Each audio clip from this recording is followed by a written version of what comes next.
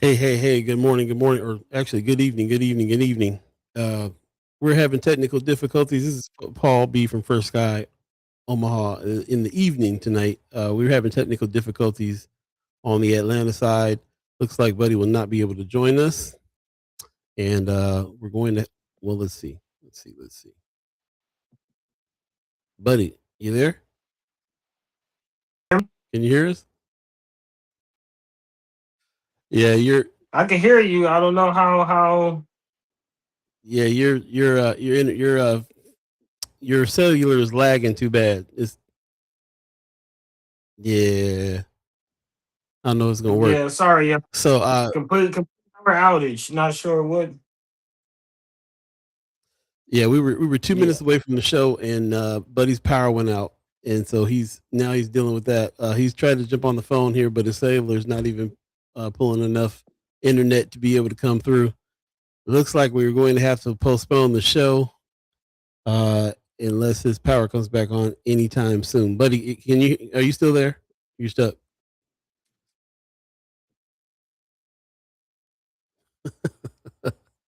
Yeah. Okay. It looks like he's stuck. So we apologize for that. Technical difficulties in a big way.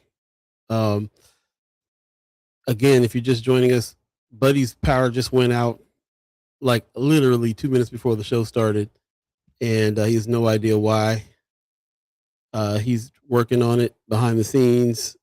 He's on his phone right now, but it doesn't look like you're coming. It looks like you got too much interference there. Okay, we'll let him work on that Yeah, I behind can the hear scenes. you. I can hear you. Yeah, you lagging and stuck big time. Okay. So what I'm going to do is what we'll do is get the show started.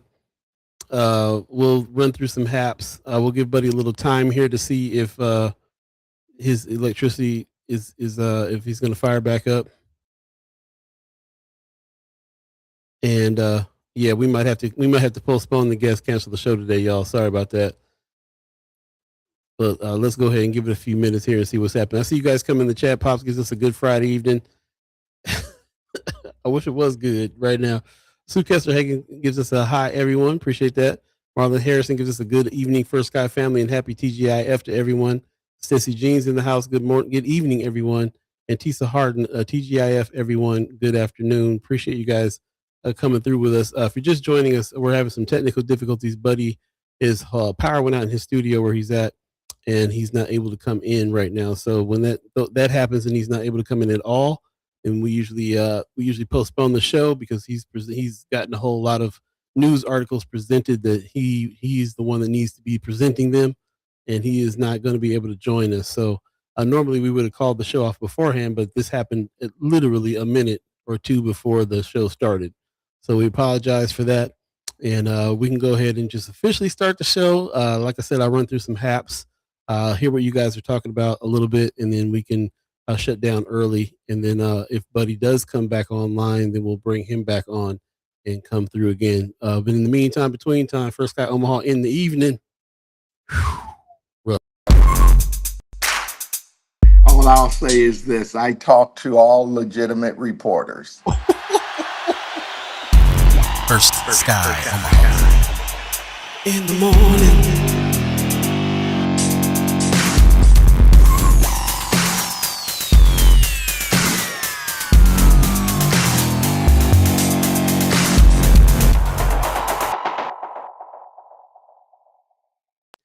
Hey. Thanks for joining us again. First Guy Omaha in the evening is happening right now. We're having some very bad technical difficulties. Buddy, his electricity went out in the studio that he's at right now. He kind of has to deal with that.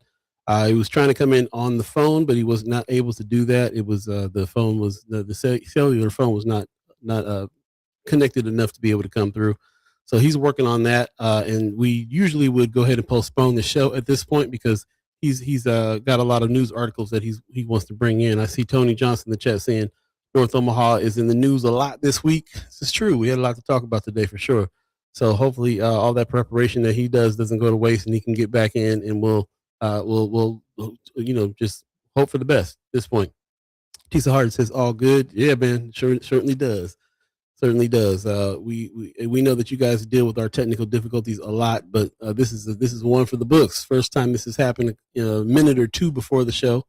And again, if we get on pretty early in order to test out systems and everything before we start the show.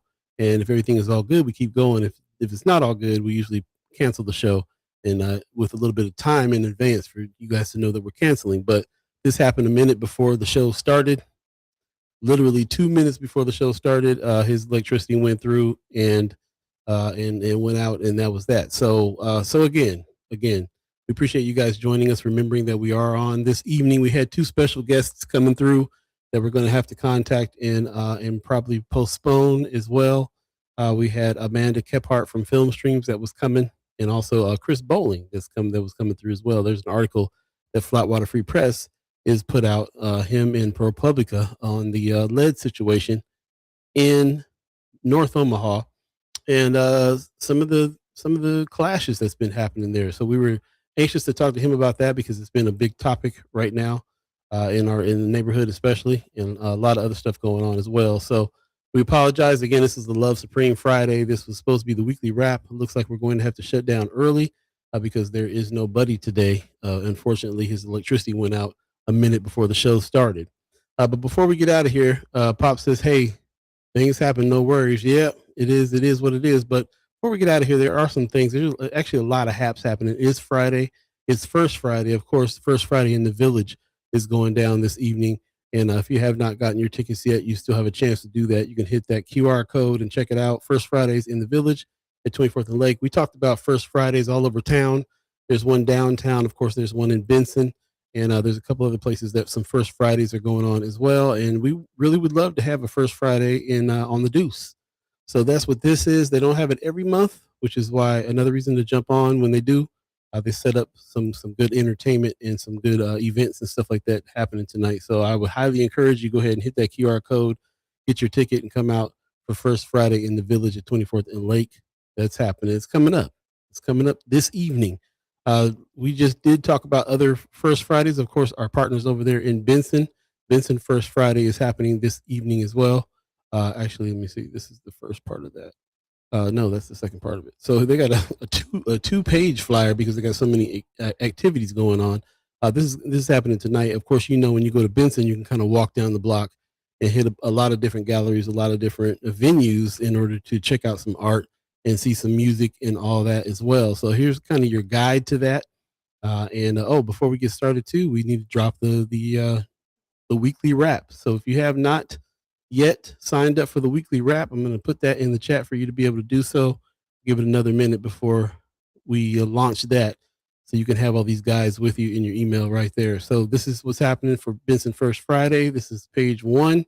As you can see, lots of stuff going on. They go up to 8 on this page, and then on this page, even more, from 10 all the way up to 26 things happening. Everything from shows at the pet shop, Trudy's, the Benson Brewery is having something. Burke's Pub is going down. Edge of the Universe always gets down. So shout out to them for being partners. And a lot of different things happening there. So 13th Annual New American Arts Festival is the big thing that I was excited about. This is one that I usually go to every year that it happens as well. This is the 13th Annual. It's always interesting for me to see what's going on as far as New American Festival is concerned.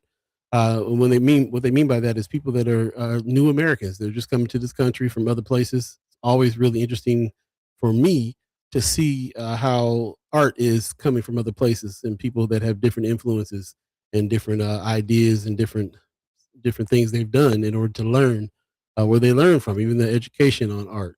So it's always been an interesting thing to me to see kind of a different viewpoint, different landscape coming from people that have just been somewhere else and are now here kind of translating their thoughts in art and activity. So this is one of the highlights of Benson First Friday tonight that I think you ought to go check out. For the 13th Annual New American Arts Festival is happening. That's what's up. I think that'll be cool. So if you're, wait a minute, am I seeing Buddy show up here? Hold up just a minute. Buddy, you here? Check. Can you hear me? Okay. You have found an alternate universe I see over there. Yeah. Oh, yeah. at work. It just caught me off guard. Again, 2 minutes before we went live, everything just went black. So I'm trying to figure it out. Battery so far, so we'll see if we can hold it down. But hey. All right. Well, we'll see how long we can hold it down. We are just been going through some of the haps, lots of First Friday stuff going on, and that's where we left off. But before we continue with the haps, before you pop off again, how are you? What's going on with you? How you doing today? Sukesa Hager says, I don't I'm even sad. know, man. We all go ahead. Am I still? How am I looking? Yeah, it is what it is. Go ahead. What were you saying? Oh, I was just asking how I'm looking. I know you was going to the chat. What's up, Sue? What's up, everybody? She says, I'm sad, but we all technology is great when it works. We all understand. I appreciate that. Appreciate that very much. Black Dynamite says, good afternoon. It's Friday. We made it. Yeah, Black Dynamite, we didn't really make it all the way. We're here, but Buddy's having technical difficulties over there. He just was able to pop back in right now, so we'll get to it. And let's as a matter of fact, we should go ahead and get to it while you're able to, while you're here, for as long as your battery lasts on that side too. Big time. So if you're just joining us, this is First Sky Omaha in the evening, and 1 minute before the show started, Buddy's electricity went out, and he's trying to find an alternative way to get back on so we can continue the show. If not, we'll have to cut the show short. But if he can stay on, or if his electricity comes back on, then he'll get back on, and we'll anticipate our guests. Guest Amanda Kephart is coming through. Also, Chris Bowling is coming through this show as well. So we got a couple guests coming on, and we'll definitely jump into some conversation with them. But in the meantime, between time, let's go ahead and pause on the events that's going on all the haps that's happening, and hop over to Buddy. Oh, wait a minute. I see a light coming on. Yeah. I told you we get a few minutes and then pop it back on for you. All right, I'm gonna let you get back to the regular scheduled situation over there, right? Make sure your modem's coming back on, all that good stuff. Yeah. Give them time. Okay. All right, this is the first. We've had many technical difficulties, but power outage a minute before is the first for us. So we're gonna try to hang tough. I'm glad we hung on a little bit. See if it works. Yeah. For those who've been around, if you remember the Mind and Soul days, you remember them brownouts. You remember that. You know this ain't nothing new. Yeah. That's right. Remember that? Remember that? Hmm? I do. Yeah, I do. Yeah. Okay, let me go ahead. I'll go ahead and continue on then with some of the haps while you get some things straight over there. I'm get myself together. Yeah, there is a lot of haps today. It is Haps Friday. You know that we try to get extensive with that. Lots going on. As stated in the chat earlier, there's a lot that's happened this week, but there's also a lot that is getting ready to happen as well. So shout out to everybody who's doing the For the Love of Barbecue. We talked about this the last couple of days too. Lots of partners over here. It's going to be a food and community event in a big way. You're going to be out there seeing a whole bunch of friends and family on this one. As you can see, all the people that are down for this. It keeps growing every year. For the Love of Barbecue is back, and it's happening Sunday, August 9th. So that's 2 days from now. Don't be surprised to see me down there, 1 o'clock to 4 o'clock at Miller Park. It's going down. It's supposed to be a little warm outside, but it's all right. Celebrations have continued. So definitely show up and support this. My pop's last show said that Omaha used to be known as a barbecue town. It looks like they're trying to get it back. So that's what's up. Really appreciate that. Marla Harrison says, make sure you guys, For the Love of Barbecue, back to Bash School with Rib Shack, NOCP, and U-Turn. He says, I'll be working security at check-in table. Wait a minute. They let you work security at the table, at the check-in table? How close are you to the food? Listen, you can't have the 3-plate crew being the guards. I'm going to just tell you right now, don't put me next to the ribs talking about secure this area. I'm going to secure them ribs. It's going down. I appreciate that very much, but thanks, Marlon, for shouting out. I'm glad to hear that you're going to be there. So let's definitely go down there and support. It's going to be off the chain. I really think this is an important event for the city, for food, for the food culture, especially of North Omaha in a big way, even though these restaurants are not just in North Omaha. They're all over the place. And not just food restaurants supporting this as well. But shout out to everybody who's part of this. especially Big Mamas, especially Island Chill, especially the Rib Shack Smokehouse. I mean, we got some heavy hitters, man. We got heavy hitters. And U-Turn, NOCP is always behind something good. I see Black Agenda Alliance on this. We're going to be talking to Brother Kasim here next week. So there's a lot going on here with this one, and I think it'll be an opportunity to really go down and celebrate the economy of food that we have here in our neighborhood. So we're with that, and hopefully we'll see you there for sure. Speaking of seeing folks, looks like we might get Buddy back here in a second. If you are just joining us, he was Christy Noor. Hey, how you doing, Christy Noor? Tell us how the campaign's going. Appreciate you. She says I have to work tomorrow. Eyes purple crying. Ooh, yeah, I don't like working on weekends. I hear that. Hear that. Let us know how the campaign's going. Appreciate you. And once again, we are having some technical difficulties, but it looks like we might have fixed them now. Let's see. Well, not quite. All right. Still working on it. Buddy's power went out. You're just joining us right before the show. So right now we're just diving into the haps because there is a lot of them. It is Friday after all. So shout out to everybody. We just talked about how the celebration has not stopped. And of course we have the Juneteenth parade coming up. Remember the Juneteenth parade was postponed and now it's back. And they're already asking for volunteers for pre-parade community cleanup on August the 8th. And then post Juneteenth parade cleanup on Saturday, August the 15th. So I believe August the 15th is the day of the event. And they want you to kind of stay around after that and help to get down with helping clean the scene after the parade happens. So please check this out. You can check in with North 24th BID and get with them to volunteer for this. Email connect@north24thstreetbid.com in order to be a volunteer. And yeah, let's go ahead and keep the area clean after the parade. All right, one more try. Buddy to God, do we have you? Yeah, I think we're back to the regularly scheduled programming. Thank you for holding it down, Paul B. Thank you for sticking in there, all the chat chimers and ghost listeners and monitoring spirits. Thank you. It is 4:18 right now. If you believe in the concept of time, I think we should really start the show now. Let's start the show. All I'll say is this. I talk to all legitimate reporters. First Sky Omaha. In the morning.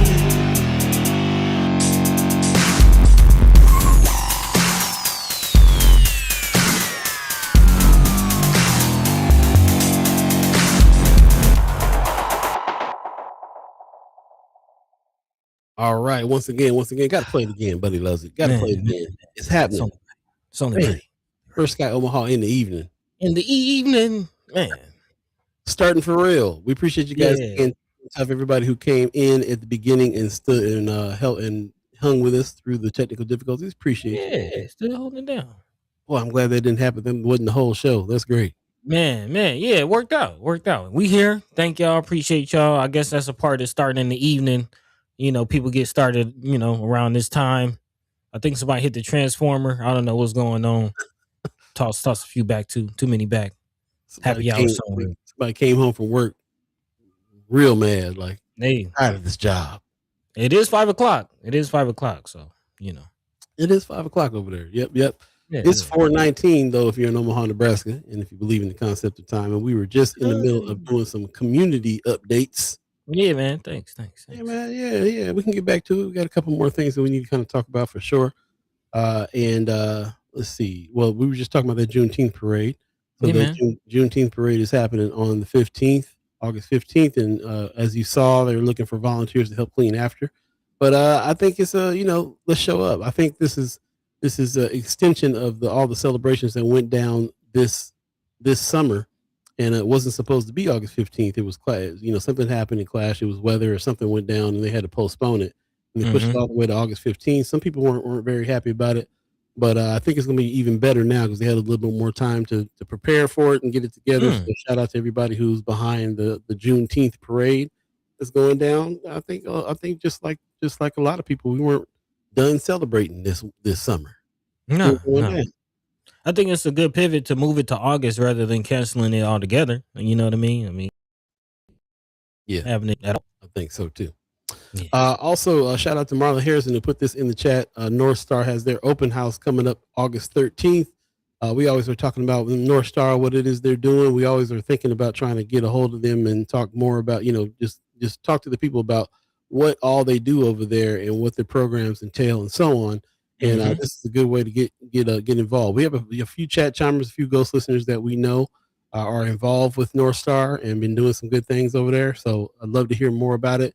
But for those of you that have been to these before, you already know what to expect. They're going to give away some backpacks, free family book giveaway. There's going to be a lot of talk about books this show, by the way. Yeah. Free family book giveaways in this day and age feels like buried treasure, like they're giving away gold. Man, In a world where the books have disappeared or disappearing. I mean, really, depending on what kind of book it is, you might be deemed a domestic terrorist. You never know.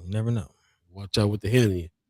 A lot of good things, food, games, fun, all kinds of stuff happening. Shout out to North Star for the work they're doing. And it's a good time to get to know them better. Go ahead and check out the open house on August the 13th from 5 to 6:30. Make it if you can. Yeah, got some little cousins playing lacrosse over there. There you go. We'll come on through with some more haps. Like I said, this is kind of a haps Friday. Always, there's extensive haps going on all over the place. We'll get to it. But before we do, I want to give a shout out to Anthony Rogers Wright and the Black Alliance for Peace. Yeah, man. They are doing they just released a Black August Toolkit 2026. For those of you that want to get a little bit more into what goes on with Black August, these guys are laying it out. So we definitely will. Here, let me put the link in the chat. Here, this will give you the toolkit. Highly suggest you go look at it and check it out. And just a second ago, I put in the link to the weekly wrap newsletter as well. So I'm going to go ahead and drop that right now. But in the meantime, between time, definitely go check out this Black August Toolkit. It gives you all the philosophy behind all the things that Black August is about, and also things that you can do, because it's all about praxis this season for us. In the big way. Time for some action. Time for some action, for real. Let's see. Oh, we got some people backstage now. Okay, we got things going on around here now. Yeah. It's movement. It is movement. That's what's up. Okay, cool. Okay, so we're gonna go ahead and drop the weekly wrap. Oh man, we still ain't did that, man. No, man. Technical difficulties. That's right. But I did put the link out there, so if anybody wanted to get this episode, then there it is. So there you go. Appreciate that. If you haven't signed up to the weekly wrap, please do hit that link and sign up, and we'll continue the conversation together via email as well. We're always looking for ways that we can continue the conversation for sure. Something happens with the social media, still be able to go back and forth on the email for real. Hey, gotta stay connected.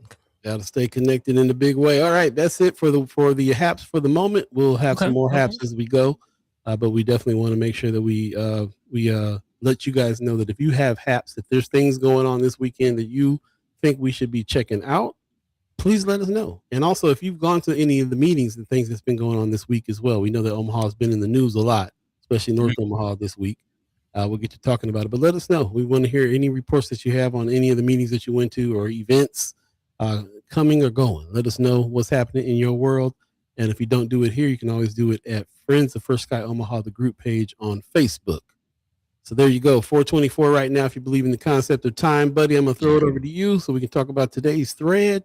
Yeah, man. Yeah, I'll be honest. Today's a little cattywampus. Just, the schedule's all off. We got our guests coming up here soon. So there is that today. There is that. We do have actually a pair of guests coming your way. The wonderful, the great Amanda Kephart from Film Streams is going to talk to us. We're getting back into the swing of that thing, seeing what they have going on over there.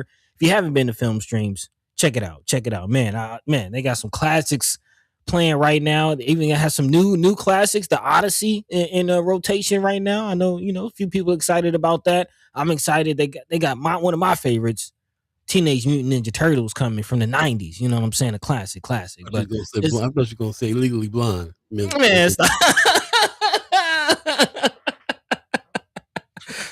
see, you weren't even supposed to do that, Paul. You weren't even supposed to do me like that, man. But yes, we will be talking to Amanda about everything they have going on at Film Streams coming up here in a second. Also, meeting up with Baby Boi Bowling, Chris Bowling, coming through from Flatwater Free Press to talk about what's happening with this remediation situation. Still, dirt in the lead, man, or lead in the dirt.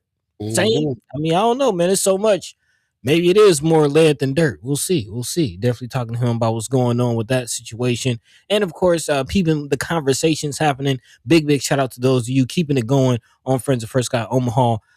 You gave a shout out to brother Anthony Rogers, right? I kind of want to hear some thoughts. Also, Marlon Harrison, I see you in the chat. This conversation about gentrification in the community. It's a lot of projects going on. Definitely love to hear your thoughts. Is it gentrification? Is it development? Are we happy with the direction things are going? Of course, $30 million for this new Salvation Army wing. I would love to hear your thoughts on that. Also, of course, now some talk of the streetcar coming north. We'd definitely love to hear your thoughts on that as well. And of course, the direction the streetcar is already going, causing some trouble. Shout out to the whole Connie Franco, the whole scene over there, the people from Brothers. Yeah, we got to talk about that situation as well. Is that what to expect on the north side with the streetcar? We gotta ask. Definitely love to hear from you, man. You know what I'm saying? But also in other news, it is Black August this month. We are celebrating and filling the book, filling the literary. We're going to get into that a little bit in the second hour as well as we close off on this thing. So again, we're a little bit of everywhere. The thread is a little loose, but that's okay. It's a Friday. Love Supreme in the air. How you feeling, Paul B? How you feeling? Feeling good now. A little nervous about what was going to happen here with the show. Yeah, man, we can't cancel on the people, man. We got guests coming through. It's not a good look. Not a good look. All the power company like, what are you doing? Come on, you're killing me, Smalls. You're killing me. Yes. We'll take a quick break and we'll come back and jump into the stories. Again, thanks again for everybody who hung with us through all the technical difficulties from the start. Hopefully you hang the whole 2 hours. We have special guests coming on in a second. And so, stay tuned for all of that and more right here on First Guy Omaha in the evening. In the evening. Paul B, thankfully, buddy to God. Hey. Right back up.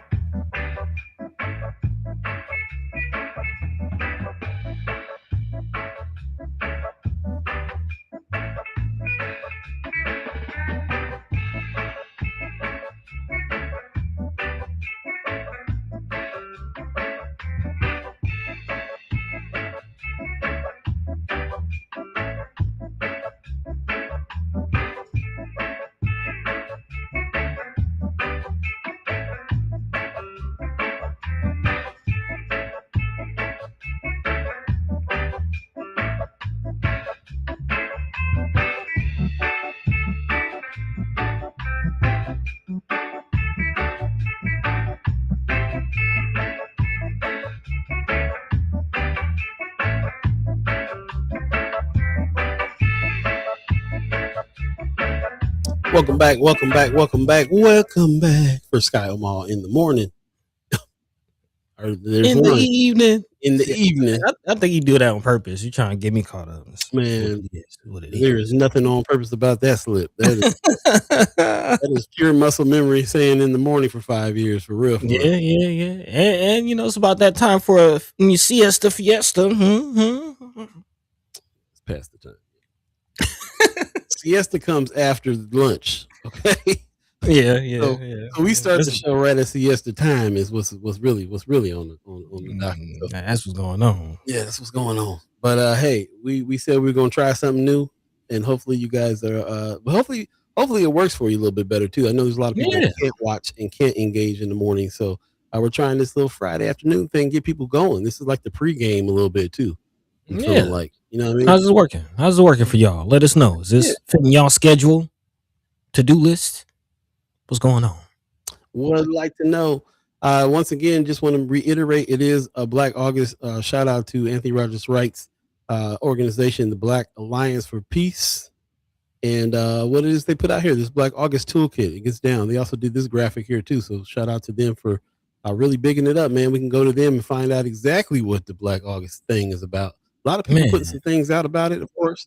But I feel like as far as Black August is concerned, I didn't know about Black August until I moved to Omaha and got around all these revolutionary spirits that we got out here, centered around Malcolm X and them and everybody else. Then I learned more. And it's not just a revolutionary spirits, as I'm learning more about it myself. learning the fact, I believe, starting in San Quentin, it's this political prisoner revolutionary spirit, like those who have, try to put them away and forget. And, we can't forget those. Shout out to the likes of, Ed Poindexter, brother, man, Yeah, man. rest in peace. Rest in peace. Big time. Yeah, big time. Also, shout out to brother Umia, still putting it down, man. Prison radio, check it out. Check it out. Study, fast, train, fight. Been hearing reports of people in prison that are doing this, going on fast right now, training, talking about Black August in the spirit of. So let's dig in. We're going to definitely dig in more. We'll talk more about this Black August toolkit. Hopefully Anthony Rogers Wright will join us here a little bit later on the show as well to talk a little bit about it if he has anything to say. But we definitely have been pulling apart the toolkit, checking it out. We'll let you know more about it as we go. In the meantime, between time, let's go ahead and jump into the first story. I know you'd like to get some wins in. Yeah. As our first guest waiting in the wings, let's knock out some wins, get this show really started off on a good foot. As always, like to start off on the affirmative, some positive, some wins. This is the season of teamwork makes the dream work. So we counting the wins, giving shout out to the team doing the thing, and a big shout out to everybody involved with the situation with Omaha Star, man. If you ask me, that is the dream working. That is what it looks like. Again, I believe that's some of the ARPA funds that they're using to develop this project. And now are asking the public for more funds. I believe Sister Sanders is asking for another $1 million to get the funds, and apparently it's coming in. So big shout out to the community that's helping. I did get to see that project come to fruition while I was out there in Omaha. And again, I say this is a win. This is what the dream looks like because it's a secondary matrix to it. Again, it's not just the funds, the ARPA funds going to Sister Sanders, but the dollar circulating. Shout out to Blair Freeman, who's on the project as well. Black-owned development company. Again, we've been talking about this development going on in the community, and we'll be revisiting that throughout the show as far as getting your thoughts on gentrification. And I'm seeing some conversation going on social media, a few comments here and there on Friends of First Guy Omaha. Let's bring it to the chat. What do you think about some of these development projects we're seeing? Of course, not just the Omaha Star multi-million-dollar project going on, but of course, a little further down the deuce with the Salvation Army. We'll be getting into that here in a second. But yeah, first and foremost, big shout out to Terry Sanders and what she's doing. Again, this is our version in the spirit of Black August. We'll be getting into books and the role that literature plays in the revolution. But our version, journalism is activism, letting the people know what's going on in the community and what news they can use, and what's going on. And around them and how they can navigate through this madness that's going on. So again, big shout out. The whole point of that museum is to honor Black journalism. Mildred D. Brown, the namesake. Shout out to Terry Sanders. She's doing it. She is doing it. Yeah, appreciate that. Omaha Star, they call it the good newspaper.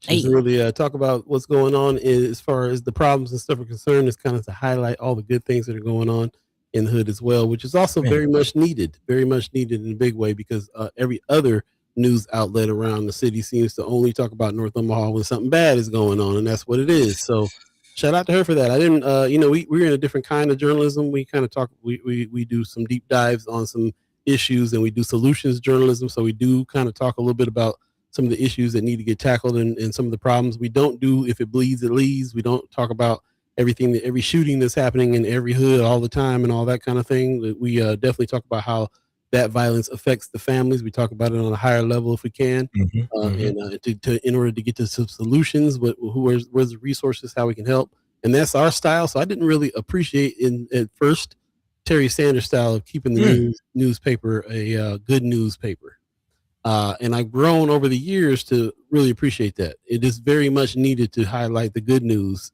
that's happening around here as well, because I see the balance here. The balance is really off when it comes to reporting on North Omaha. Not just that, but I've talked to some folks in other parts of town that had no idea anything good was happening. And they told me about like how important this paper was to them. They didn't know that our people had cotillions and botillions and anything. They didn't think anything was happening over here but poverty and violence. And it was something that informed them, and they are hooked. So when you look at the numbers where newspapers that's going out of the Omaha Star, a lot of them's going on the west side, that people that are really kind of paying attention and saying, oh, okay, there's something else happening there too. So I really appreciate the style of the way they do their reporting over there a lot more than I used to, and I really appreciate Terry Sanders for holding that down and speaking out about it. She's got Yeah, this. man. She's calling August Black Business Month. She's got the Omaha Star newspaper here. You can scan and subscribe. You can also donate to the cause as well. She's definitely raising more money in order to get this Mildred D. Brown museum built. There's a lot of building that's already happening over there, but she needs more funds. So definitely check her out. You can always go to Omaha Star's website, but you can also scan and subscribe here as well. So shout out to her for putting this out and making sure that we know that we have an ability to support. We can also celebrate, and we can also empower our communities as well by getting behind the Omaha Star. Get behind it. Longest running newspaper by a Black woman in the country. Man, I was just gonna say that, kind of tee up and transition into our next guest waiting in the wings. But Omaha Star is the last, it's of a dying breed, man, and not many Black-owned newspapers really in the country at all. You know what I mean? A very, very rare company, if you will. So definitely support not only what Omaha Star is doing, but also a rare company, Film Streams. Not many film houses like Film Stream. So again, for Omaha to have Omaha Star and Film Streams in the community, hey, kind of lucky. Definitely get out there and support these organizations and the work that they're doing. And definitely looking forward to speaking to our next guest. As a matter of fact, let's go ahead and take a quick break and then bring our guest in. She's came in early, so we can get started early. That's what's happening. Hey. First of all, Ariel's 402 says hit the like button. Yes, please do that. Hit the like and subscribe. Hit the bell. All that good stuff. Heather Williams says good afternoon, everyone. Appreciate you coming on in. Michelle Moreno gives us a good evening, everyone. And Michael Lee in the chat. What's up, y'all? What's happening? Hey. Heather Williams says, I'm so happy that Omaha Star and the Sal are getting what they deserved. So, Salvation Army. Oh, Salvation Army. They are staples on 24th. It's not changing. Right on. Yeah. Okay. Out to the question of gentrification. Let us know throughout the show. Let us know. Love that. We'll take a quick break and we'll come right back. First Guy Omaha in the evening. In the evening. Man, we're getting it going now. We're getting it going now. So, be right back, y'all.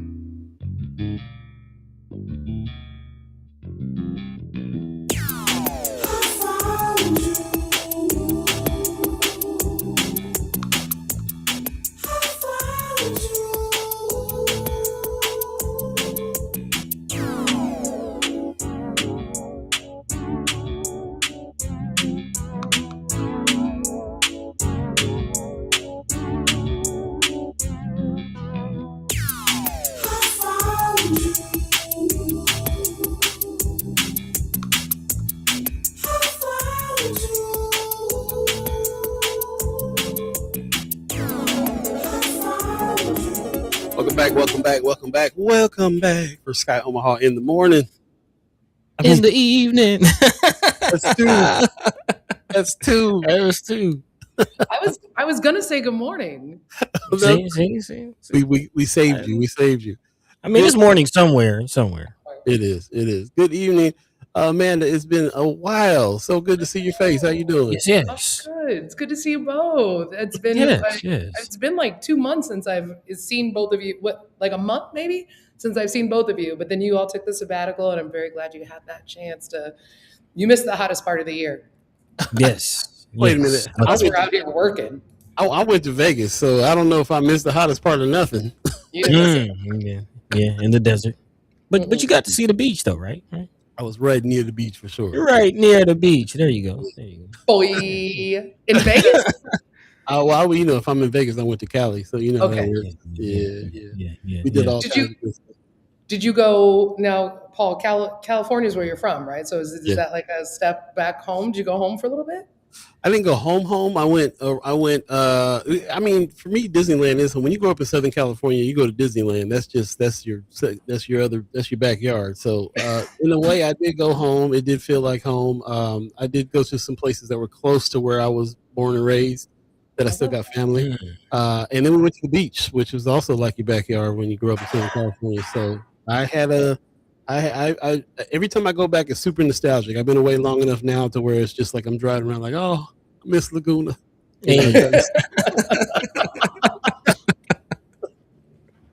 Well, I'm glad you're back. Yes. I'm glad I'm back too. I was anxious to get back to it. So you guys got a lot. You know what I did do too is I went and peeped out one of my old one of the old art house theaters that I used to go to in L.A.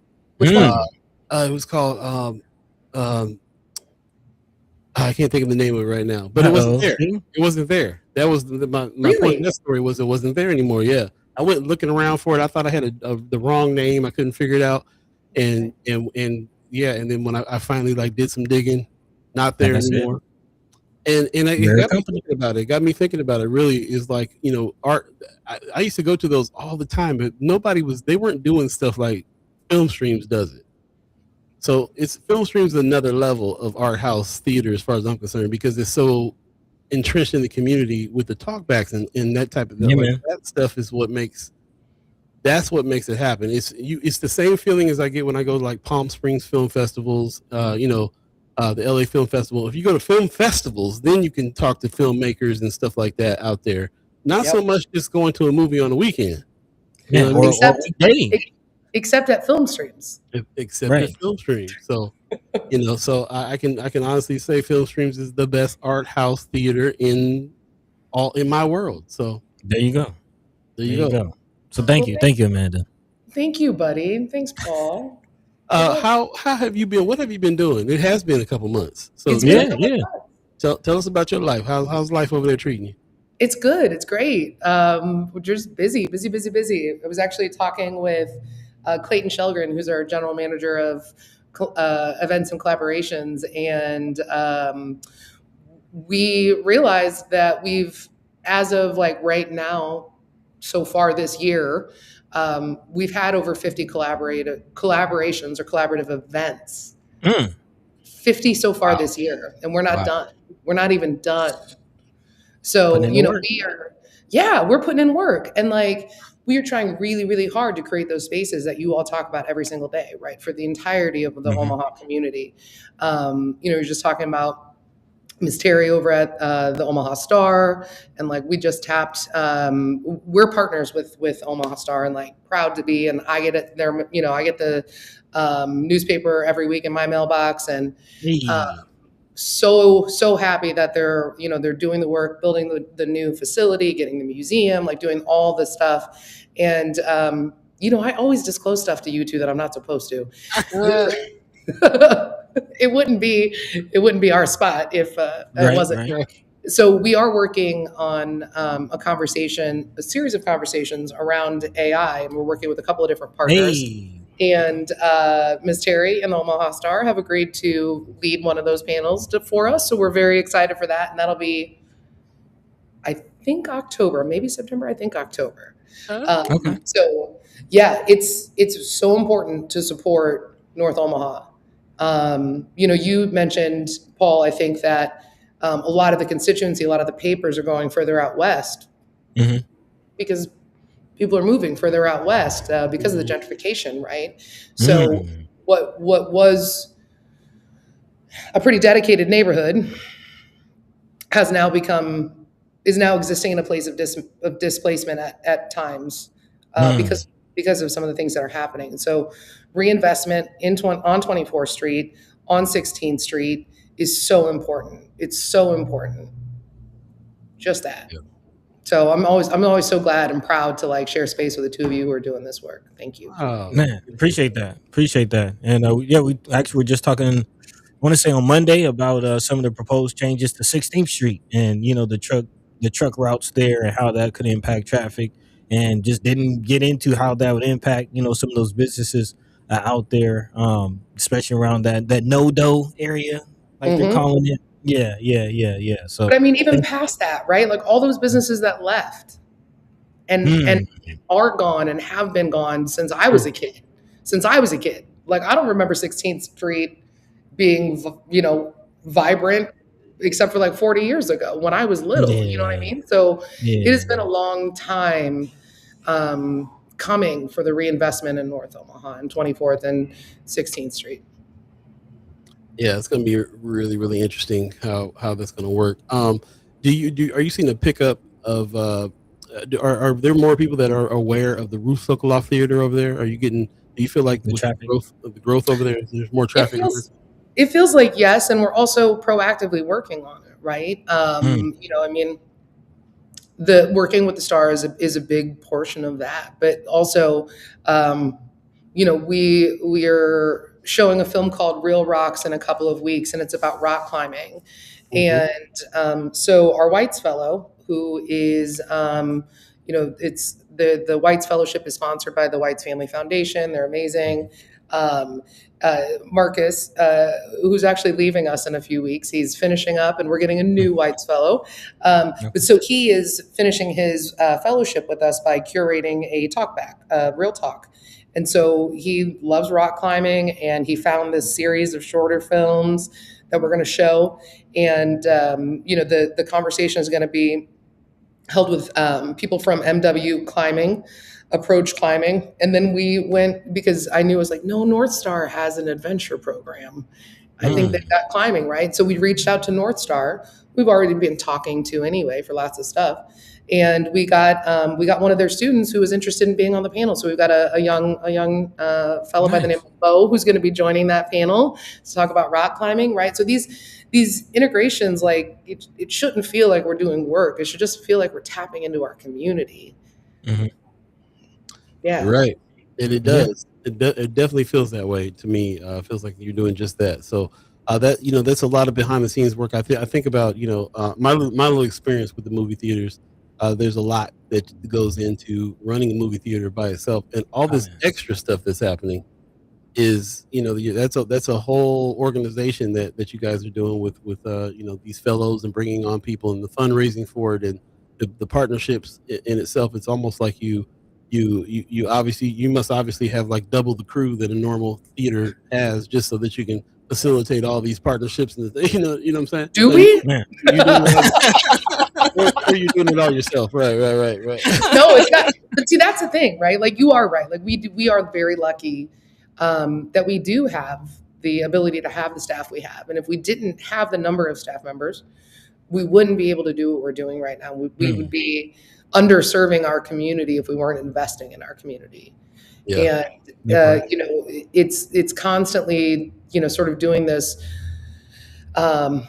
bandwidth and timing calculation, right? Like, how do we get to show the films we know we want to show, the new releases and the repertory pieces, and how do we fit our community partners in, and how do we find new community partners, and how do we let new community partners who we've never even heard of present themselves to us? Right. Really lucky that there's a lot of artists who work here, a lot of people who are interested in, you know, we've got like full professionals who work in our concession stand, you know, like, so you know, they work here part-time. Our volunteer corps is amazing. If there are any young individuals out there who are looking for some volunteer hours, you should stop by Film Streams. We are always looking for volunteers. You know, so we're really lucky. The community supports us really well. And, you know, in relation to you not being able to find your art house theater out in California, art house theaters, we've been getting a lot of love lately, and we need to keep getting that love, and we need to keep asking for it and providing places for people to love us.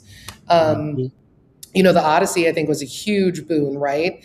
Barbenheimer, the year of Barbenheimer was what brought people back to the theaters. But the Odyssey is making people think about film as an art form. And whether you love the movie or hate the movie, technically the movie is a work of genius, right? Like, I mean, there's all practical effects. It's shot on IMAX.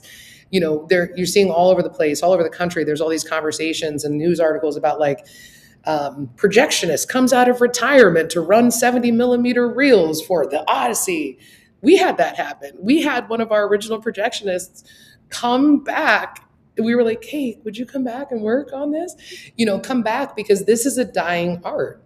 And so we're working really hard on to help figure out how to train the next generation of projectionists, because it's cool and people should know how to do it. And it's honestly an inherently dangerous job.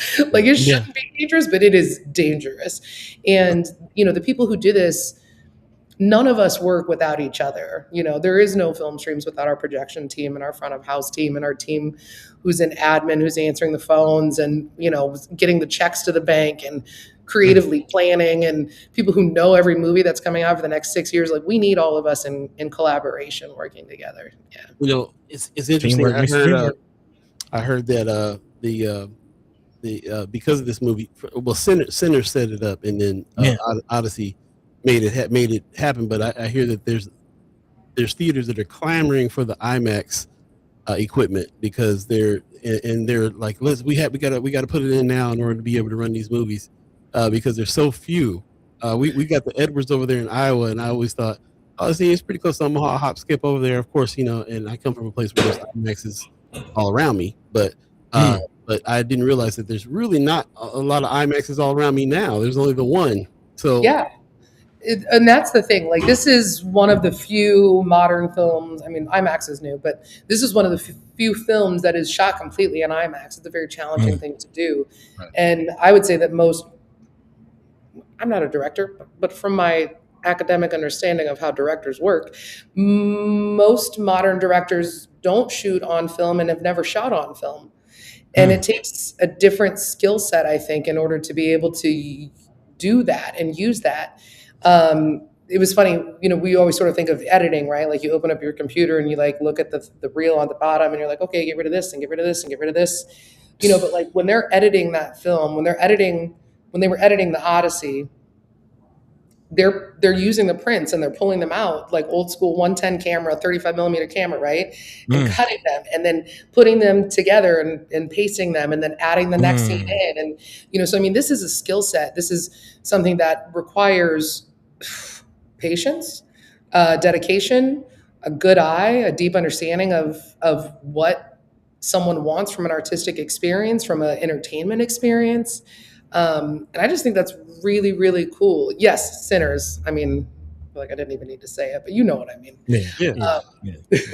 And I also think it also takes a certain amount of skill that usually gets passed down by mentors teaching, teaching these younger people the thing, and that's disappearing. I heard there's only like really like maybe a few hundred people that can even do it anymore because of that.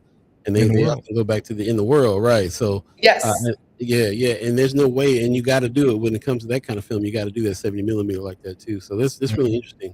Same thing in music. Yeah. Yes. Exactly. Right. Like I don't know. I can't remember. I think The History of Hip Hop on like Netflix or something. It's like a 4-season multi-part documentary, and they're talking about like some of the early DJs who were working on drum machines and how they used to like pull them apart and like resolder stuff together and like just their ability to think electronically, right? Like analog religion. Yes.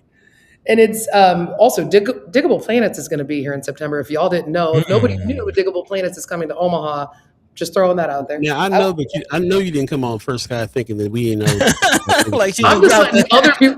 Shut up! I love it. Just so other people know if they didn't know. We only do this show so we can talk about Diggable Planets coming to Omaha. That's it. Everything else is fodder.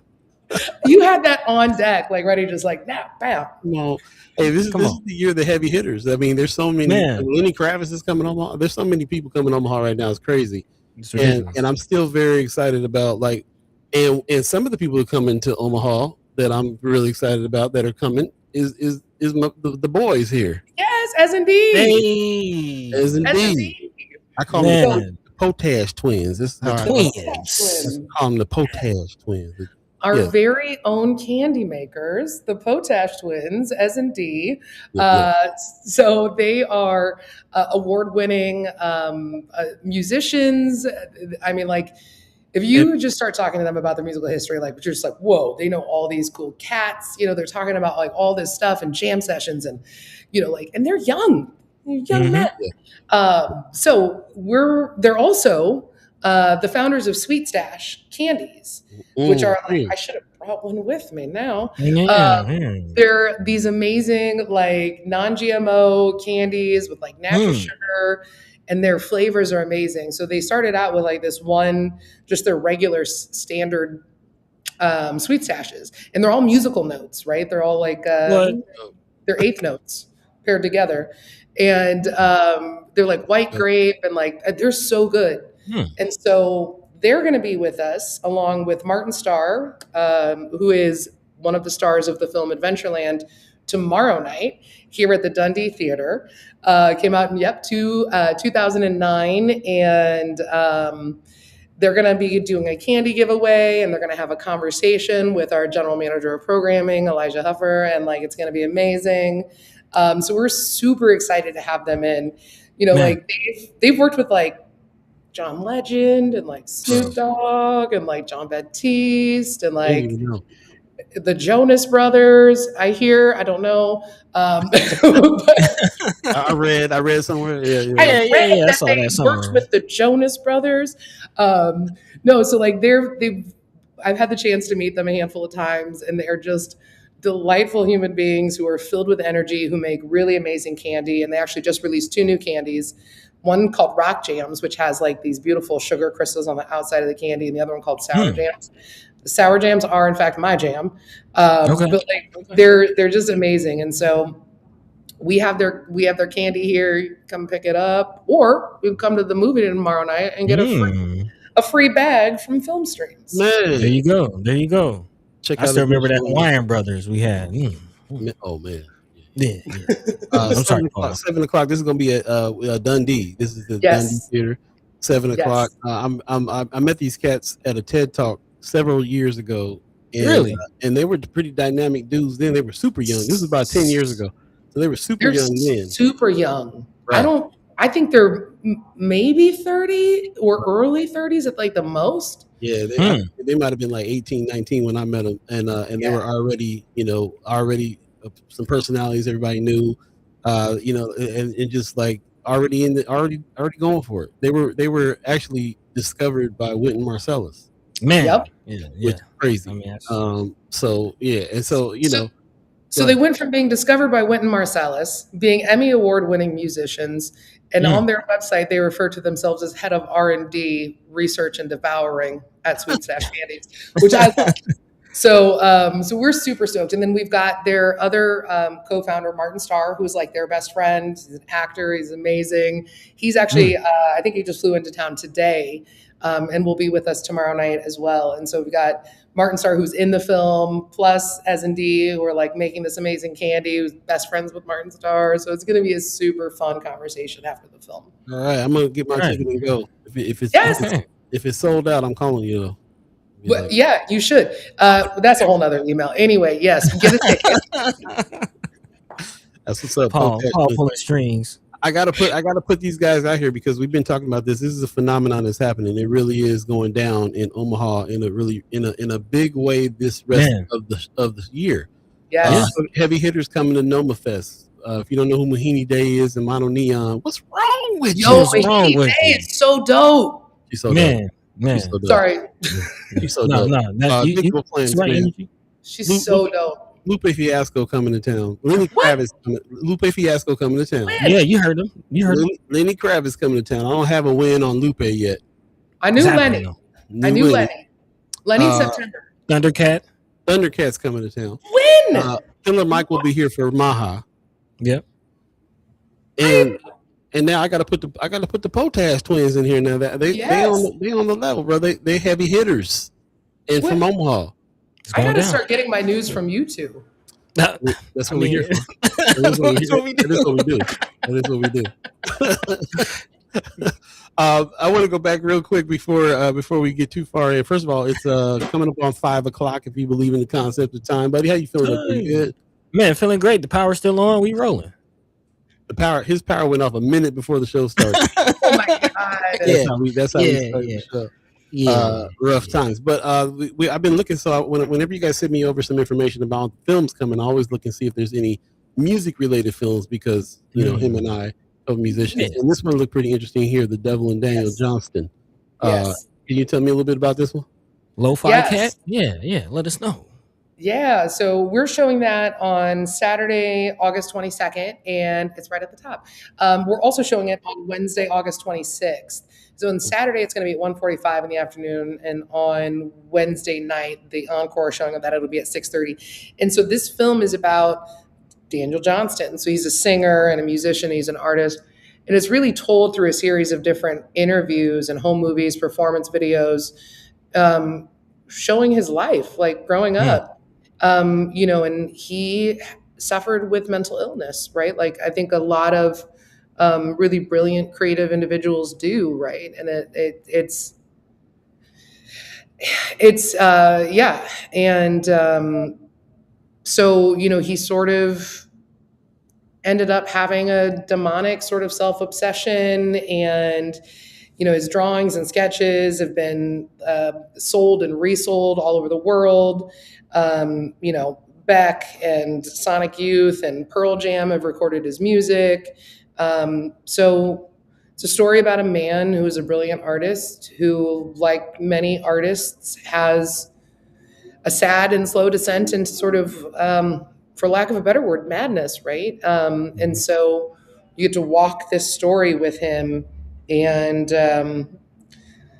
feel what that's like, which it's a great documentary. People have just love it. It's been around for a few years. I can't do the math right now, but it's a common story that we hear with artists a lot. This one does have a bit, probably more intensity, because most artists don't necessarily have a documentary about them. But there's so many artists who you can think of who struggle with mental illness, right? Marvin Gaye is a great example, right? The substance abuse disorder, and then whatever was going on from a mental perspective between he and his father, and how that manifested and ultimately resulting in Marvin's passing. I think there's so many examples. The old 28 Club, Jimi Hendrix is another example, right? Jim Morrison, just pick somebody from the 60s, 70s, 80s, Kurt Cobain, exactly.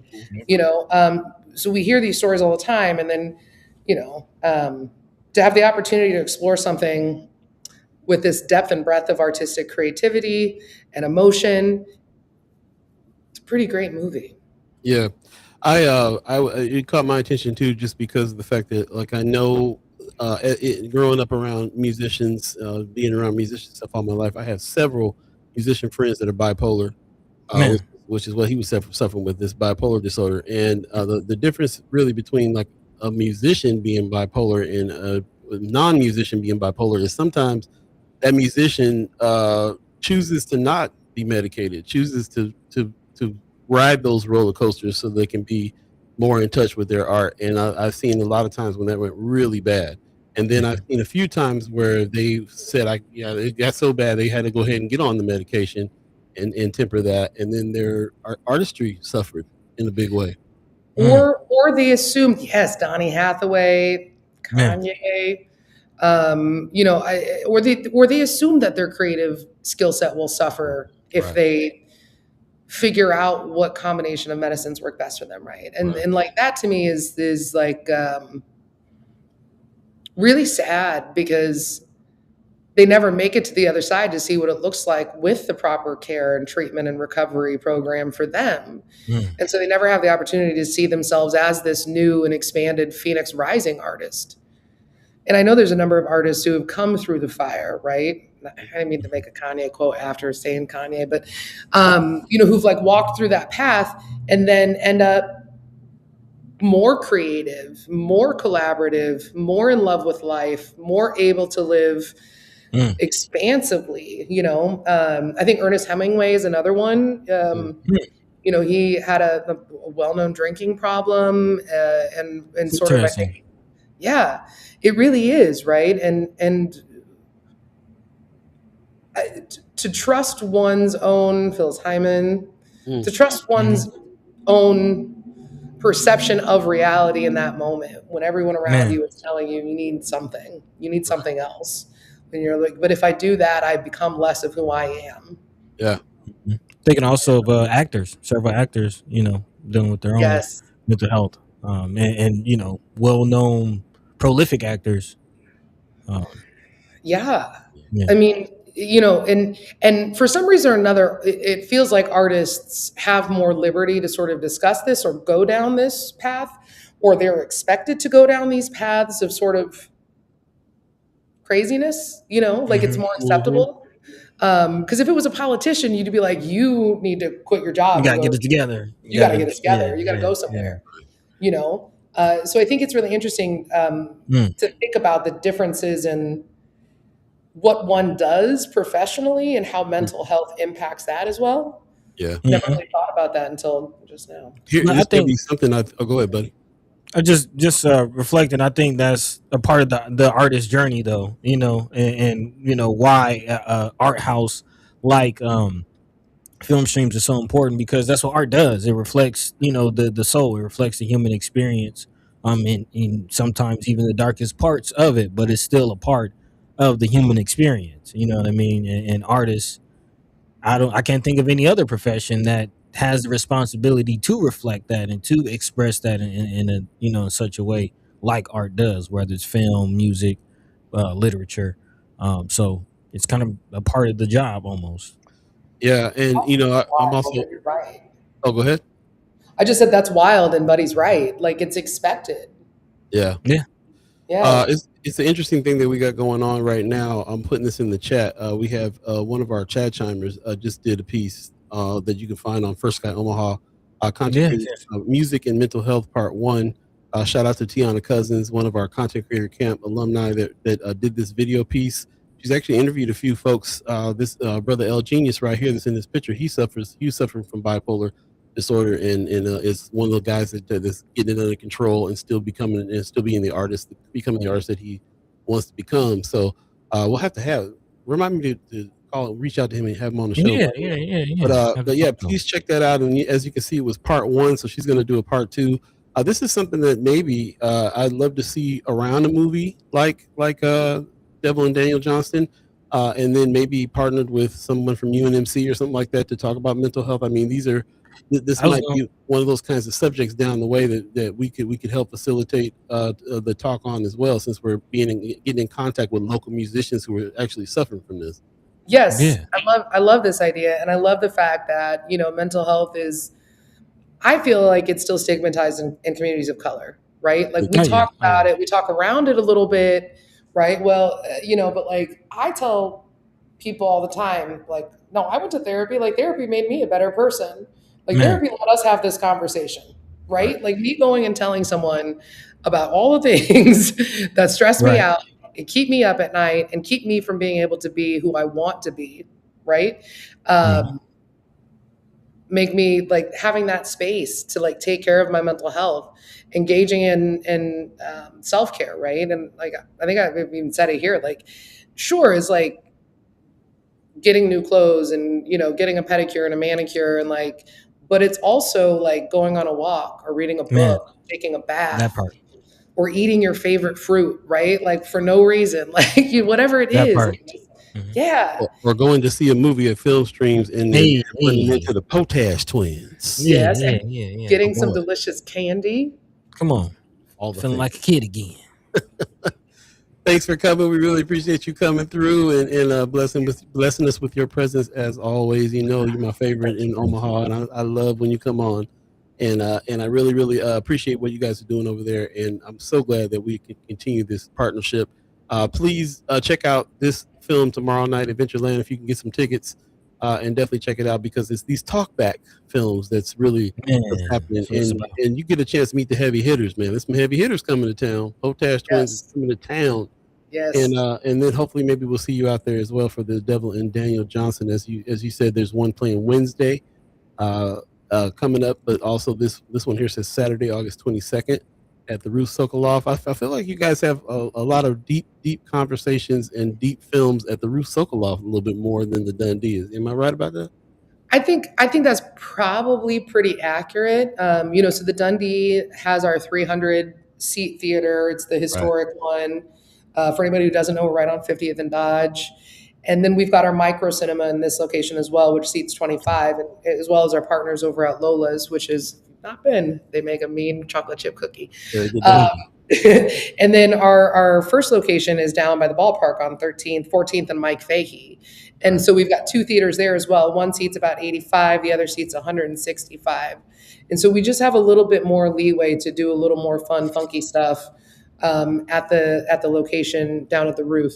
But for example, Buddy, you were talking about Teenage Mutant Ninja Turtles, which is playing this weekend and next weekend, but that's playing here at the Dundee because we're playing that as part of our Forever Young series in the mornings. We're playing that at 10 a.m. So the littles can come and see that. But then we're also playing Cat Video Fest, which is like this compilation of cat videos. We've done it multiple years and like it does really well for us. People love it. And so we're playing that in the micro cinema up here, right? While we're playing the piano down at Ruth Sokoloff, which is a repertory film that's pretty serious. Holly Hunter, thank you. Harvey Keitel, right? Recently passed Sam Neill. So like there's this amazing cross pollination of ideas and spaces and movies and how do we get it all in and what do we have to wait till next year to do? So it definitely feels like we do a little more fun, funky stuff down there. Some of our bigger, splashier stuff we do up here just because we can work with more people. We can bring 300 people in here and let 300 people have the same amazing experience. So love it. There you go. Love it. I love it. One of my favorite, the best art house theaters in my world, big time. That one that I was looking for that was out in Santa Monica. I wish I could remember the name of that one that I used to go to, but that one in Santa Monica I used to go to, it was great, but they weren't doing the things that film streams are doing. Doing the thing. I will say that there's a whole cohort of young bucks out here who are doing the Lord's work, and I met a fellow who was working on reopening an art house cinema, the Dreamland Theater in Tulsa, Oklahoma, which was destroyed during the race riots in Tulsa. In this theater in Tulsa. The Dreamland, yeah. Wow. And so he's working with the descendants of the family of the husband and wife who originally had that theater, right? And this was a Black-owned theater. It's being reconstituted and given new life and new form by their descendants and by this young Black man. And like, that's the kind of stuff we need more of, That's right? what we need. Yeah. That's Man. Was actually kind of been talking to Paul about it as far as like podcasting and just where the content creation is going. And there's a lot of talented film directors, short film creators. Like it's still a wave. It's still coming. It's still coming. Yes. And we need platforms. We need platforms to showcase. We do. But, we do. Until them brothers can get Spike Lee to come to their joint, then they ain't ready. They ain't ready. But We are a Spike Lee joint. That's right. There you go. But right. I'm glad that you mentioned them. That's kind of stuff we definitely want to get behind big time, especially in Tulsa. That's a legendary. It's been everywhere. Just talking about. I was just looking at Watchmen series the other day, and they were talking. They showcased the Dreamland Theater in there. Tulsa. That's huge. Yeah. That's huge. Yeah. Back Same theater. Yeah. So I mean, that's part of the cool collaborative thing in the world that we get to live in these partnerships, right? When you get to walk with artists and people who care about artists, you too. The world is a better, softer place. Man, really is. It's the love supreme. That's what we're all about. Ain't that the love supreme? It is the love supreme. Oh man, thank you so much for coming. Love you. Can't wait to talk to you again soon. Yep. Take care. Bye. Peace. Hey. All right. I love that Man, we it's always fun. these deep conversations with it's not just what's playing on the screen. We get into it. Love it. Come on, man. Love it. We got another special guest waiting in the wings. We're going to go ahead and get to him in just a minute. We'll take a quick break and we'll come right back. You're listening to First Sky Omaha in the evening. In the evening. All be Buddy the God.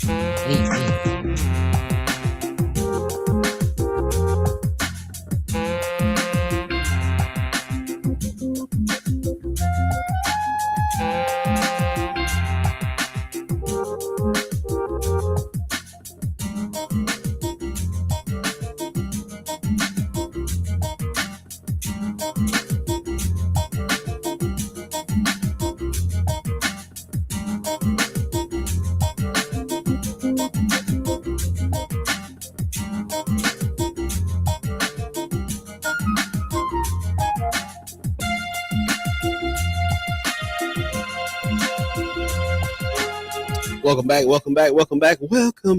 First Sky Omaha in the evening. There you go. Paul B, Buddy the God, and we got Chris Baby Boi Bowling in the house. Baby boy. Hey, How's it going, What's bro? up, man? it's going good. Yeah, just finished the big lead project that we're obviously gonna talk about, but got some more breaking news to work on with a lead project. So can't talk about that right now, but once that's out, we'll talk about that. But we'll talk about. There's more than enough to talk about with the stuff we've done. Let me tell you something right now. Hold on. Just wait 1 second. You cannot come on to this show talking about you got breaking news and then say I can't talk about it though. Right as your first sentence. I should have just kept my mouth shut, but I have a hard time like not being honest about. Yeah, see, Yeah. we'll see if we can work it out here. We'll see. Okay. And it's not just you. It happens. Amanda comes on. She always gives us news that she wasn't supposed to tell us. It just Yeah. the nature This is of the what we show. do. It's what we do. Before we get to all that, how have you been? It's been a little while since we've seen you. How's life? Yeah, man. It's good. Yeah. I'm getting married in just a little under 2 months. So yeah, working my way through we're getting married in a Catholic church. I'm not Catholic or anything, but that's the only place that was big enough to accommodate the family. Wow.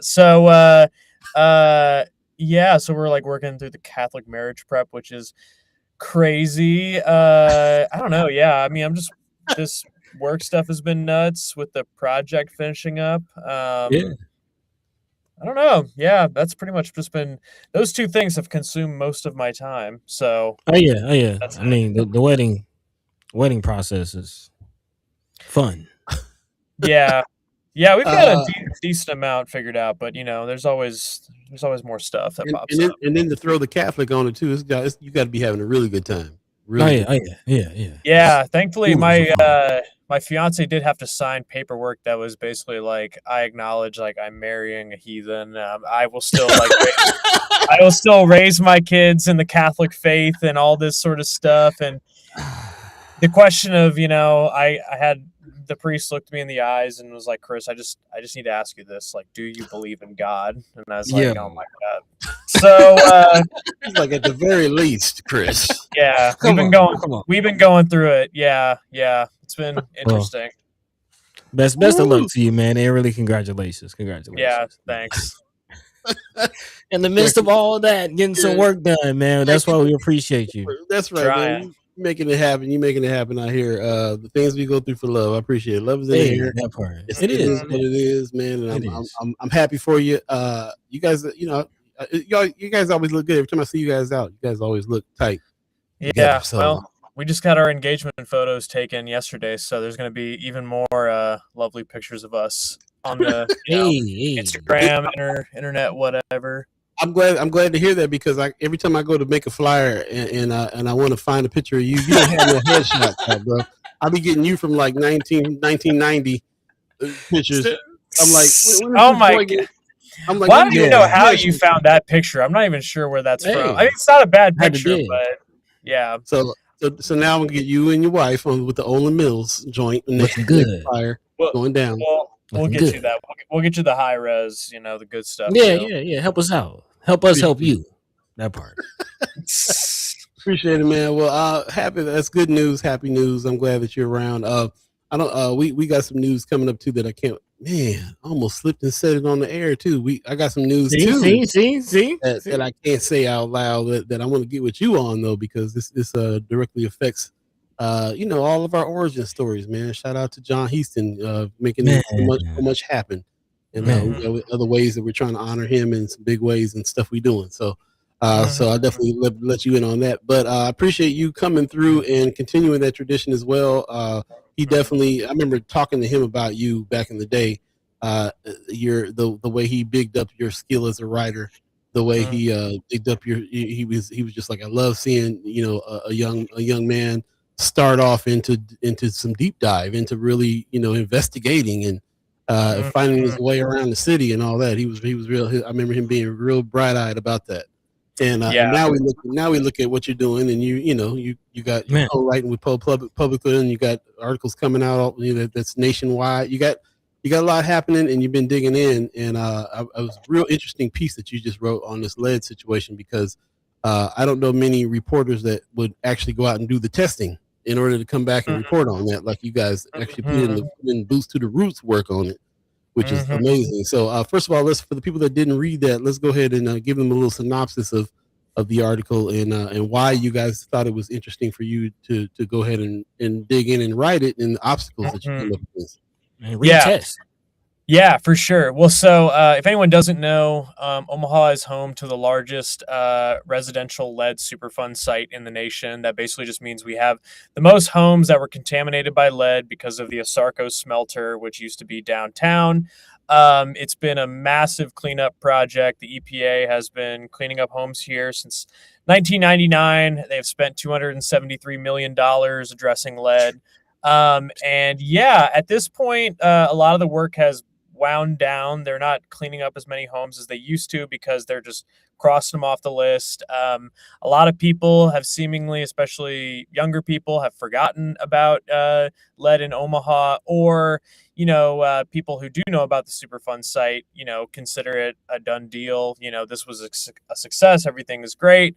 When things are framed in those kinds of overly positive or absolutist terms, that's kind of like a signal for a journalist to be like, we should look into that. The problem with the Superfund site is that it's 42,000, something like that, homes, 27 square miles. They cleaned up almost 14,000. So that's a lot of work, and it costs money to test yards. So I guess, it's always been a thing, like even at the reader days, you have that curiosity, but you immediately are like, well, what can I do about it? So I know you guys have had Leia on before, but, Leia was working with No More Empty Pots, trying to help people grow food, confronting the fact that there's still lead in the dirt. But, we don't know like how bad the problem is. You don't know what to tell people, all this sort of stuff. So she had always wanted to do a project like this. She eventually comes to Flatwater, pitches this to the editors here. They like the idea. We pitched this to ProPublica, which is a national reporting outlet. They like the idea. And so, yeah, that's pretty much how it started. And the process was literally just put on some gloves, have a spoon, go into the middle of, a yard with people's permission and, scoop a little bit of dirt, put it in the test tube. And we sent that to a lab, which then analyzed it for lead and told us how much was in it. So there's a cleanup level in Omaha, and we were curious to see how many of the yards that were cleaned up still had too much lead in the yard. And I could keep talking, but I'm sure maybe you have some questions, or I can just go right into what we found. Well, I do want to frame it as making sure we get what's clear, the clear part. Like, I'm glad you kind of had your journalistic, intuition going as far as whether or not to look into this after it was framed as this successful thing. And of course, we've been talking to the county and the city over the last couple of years, about their remediation efforts, and even they have been upfront about, all their efforts and all their testing is beholden to the EPA threshold, which even though it's a nuanced thing, like to say, yes, we cleaned all the yards to a certain threshold. So I kind of want you to clarify that for the listeners to say, how can they say it's clean, but there's still these dangerous levels at the same time? Yeah, so the EPA's cleanup level is 400 parts per million, which if you want to think about a 10-pound bucket of dirt, like those Home Depot buckets full of dirt, the amount of lead particles would be enough to make a marble. So it's like a marble in a Home Depot bucket of dirt. That was what was considered a risky or unsafe level of lead in soil back in 1994. And since then, there was a lot of research that said, hey, lower levels of lead are causing harm, all that sort of stuff. It's kind of like how we treat everything. It's like we don't necessarily say that it's unsafe until it's proven to have been safe, rather than in other countries where it's like you got to prove it's safe before you sell it to people. But anyway, so yeah, now there are lower levels than we previously thought were safe. So just because your yard was remediated doesn't necessarily mean they got all the lead out of it. They almost certainly did not. They probably left behind, levels of lead that are concerning now, but do not pass the cleanup threshold. So there's that aspect of it. There's also the fact that they did not force anybody to get a cleanup. So like me and my neighbor are a perfect example. My neighbor got their house cleaned up in, I want to say 2011, maybe 2010. The person who owned my house before me did not want the cleanup. So until they, I think, died and then someone flipped the home and then they sold it to me, the flipper had the yard remediated. And so there's like a 15-year gap there. And so one of the logical questions is, what happens if like your neighbor's yard is not remediated and yours is? Like, will that contaminate your next door neighbor? And so, it's really hard to say exactly like why the levels were what they were when we found them. I mean, that's just, it gets into a lot of, but the basic idea was, if you were told not to worry about lead and you still have more lead than you should, that's a story. Yeah, so I can get into more of that, but again, I don't want to like get too off on rambling. Yeah, no, you're months deep into this project, so I definitely appreciate you kind of gauging that. I do want to get into the response, because that is also one of the big takeaways from your article, is the fact that now that you have gone back, done this testing of the remediation, taking into account new levels of lead and the severity connected to it, and now people are responding and reaching out. What can you say about how that response has been taken? Yeah, for sure. Well, and I guess just not to like, bury the lead, like no pun intended. What we found was that 1 in 10 previously remediated yards that had been cleaned up, had levels of lead above the cleanup threshold in Omaha. So they were supposed to be cleaned up to 400 parts per million. We found higher levels than that. So the most common question I got when we were doing the testing was, well, what happens if you find lead? Like, what's going to happen? Who are you going to clean it up or whatever? And I had to always say, I'm a journalist. We don't have the power to like clean any of this stuff up. It's our hope that, if there is contamination here, that the city, the EPA would, take a look and possibly they would clean it up, but we just couldn't make any promises. So once some people got results from us that said you have too high of lead, we had about 10 people take those to the city and to the EPA and say, hey, are you gonna do anything about this? And a few people did get new testing and remediation, or promised new remediations, and some people were just like flat out denied. And so, and I can get into kind of like the details of like why and why not. That was kind of the second story we did that people can kind of check out. But I mean, essentially, the EPA and its plan says if there's been any major construction or demolition on your property, so like you tore down a garage or you built a garage, or it doesn't have to be a garage, it could be, whatever, but those, that's like a common thing. Then you might be, you may be, what's the word I'm looking for, eligible for retesting and re-remediation. So like the people who had, dug up their dirt, that was, they were, that was available to them. If you said, no, I haven't done any of that stuff on my property, then that wasn't available to you. It was pretty much, right down that line. And we had one woman who, she lives outside the Superfund site. So just because you live outside the Superfund site doesn't mean you don't need to worry about lead. There's still, just to a lesser extent. But this person contacted the city after we did our results. The city came out, tested, said she had high lead, said she needed to get it cleaned up.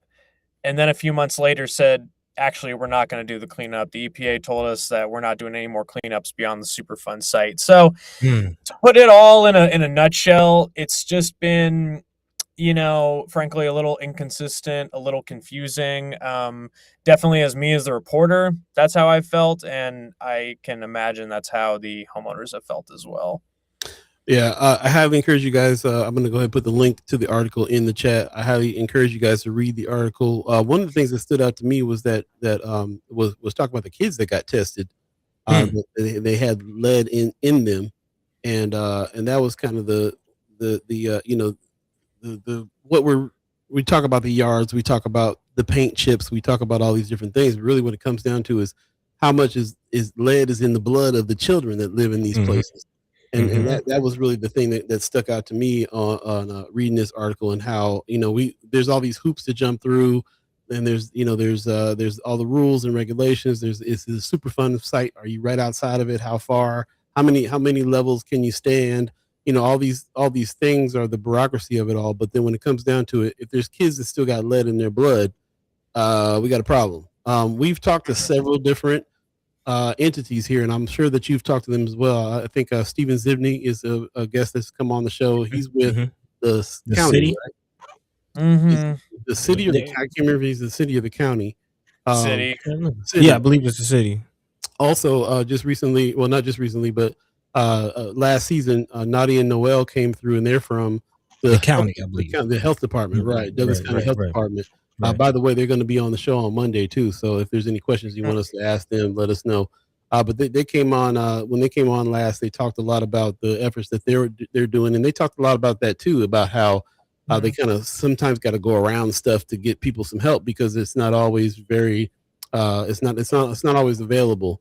And they've taken it upon themselves sometimes to even go out to people's house and help and do things on their own, above and beyond the job. So it's almost like we between you, the reporter, and the people that we're talking to on the show about this situation, the fact that we still can do some testing and there's still a lot of lead in some kids' blood is like very concerning. And especially when we have an understanding now about the Superfund site. We have an understanding about the amount of money that has come through in order to be able to get this work done, and even partner with organizations that have paid us to get the word out about it. There's a lot of money floating around, a lot of things happening. In your opinion, do you see any progress here? Do you see any light at the end of the tunnel for the kids? Oh, yeah. I mean, so one thing I will say is, like, this reporting, I don't think should be taken as, everything that's been done at the Omaha Superfund site is a complete failure. That's not true. What it is basically just that there is still work to do, and there might be, some questions to ask about, this process. But I mean, and Nadia has probably said it, or Steve has said it, like, I can't remember the stats off the top of my head, but the number of kids who were testing high for lead in their blood in 1999, when all of this started, was much, much higher than where we're at now. So it's declined dramatically. Now, I mean, I do kind of wonder about that, because if you look at the national statistics, like, they've also declined a lot. But I mean, it is totally accurate to say that the work that has happened in the Omaha Superfund site has contributed to kids having less lead in their blood. We have a really great lead poisoning prevention program at the county, which is funded through, like, the Superfund money. So, it's all good. I think it's just it's acknowledging that there's still more work to do, because I mean, I think and it gets kind of like a line between unbiased, fact gathering reporting and advocacy journalism, which this is definitely not that. But, I think it's a basic human thing we can agree on, that, kids having lead in their blood is bad, and we should do, what we can to prevent that from happening. And so, yeah, if there's cracks in how this is, worked, I would think that hopefully we can all acknowledge that, we should look at those and try to remedy that. But yeah, I would be curious, and I might tune into the show with Nadia. Yeah, I mean, I would just be curious to ask her, like, what they think about it. Does it surprise them? Because one thing I will say is the city does all the actual cleanup. The city told us that, they can't rely on third-party testing to drive cleanup decisions, which I understand. But I'm also, like, okay, well, logically, are you discounting? Are you saying, like, this just isn't happening? Or logically, that a dirty property over here is not dirtying up a clean property over here? I mean, I think that there there's the bureaucratic machine of this.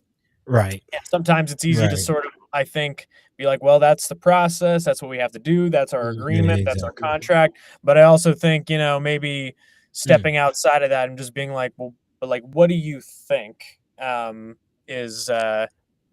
yeah, that's I mean, you hit the nail right on the head. That's exactly what I was thinking. You read my mind. That's why I appreciate the work that you're doing. And I think, beyond the surface of the story as far as lead testing and we can even dig beyond the surface as far as the effects of lead on cognitive ability and especially the kids as Paul is making. But for me, one of the big things that we do here on this show is civic education and figuring out how just this, like you said, the bureaucratic machine works.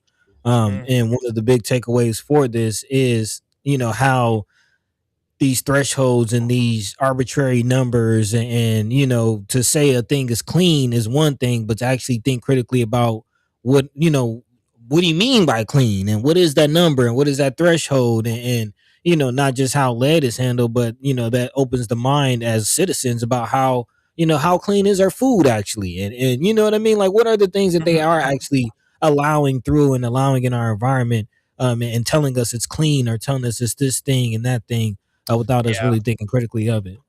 I mean, oh, sorry, no, you go. Well, I was just gonna say, I mean, I don't think they even banned lead solder from like food cans until the 90s. So I mean, this stuff is not like ancient history. And there's still, there's I don't know, there's like lead in like so many things. You can definitely like, it's just one of these things where you start thinking about it and you can like go down the rabbit hole. So it's sure. The bureaucracy to me, what stands out too, especially with everybody who we've been talking to, is that everybody who we've been talking to isn't the problem. These people that are working on this problem are going above and beyond the job and going out to people's houses and doing all this stuff. So we can't even blame them. It's like we have to blame the bureaucracy. We have to blame the system.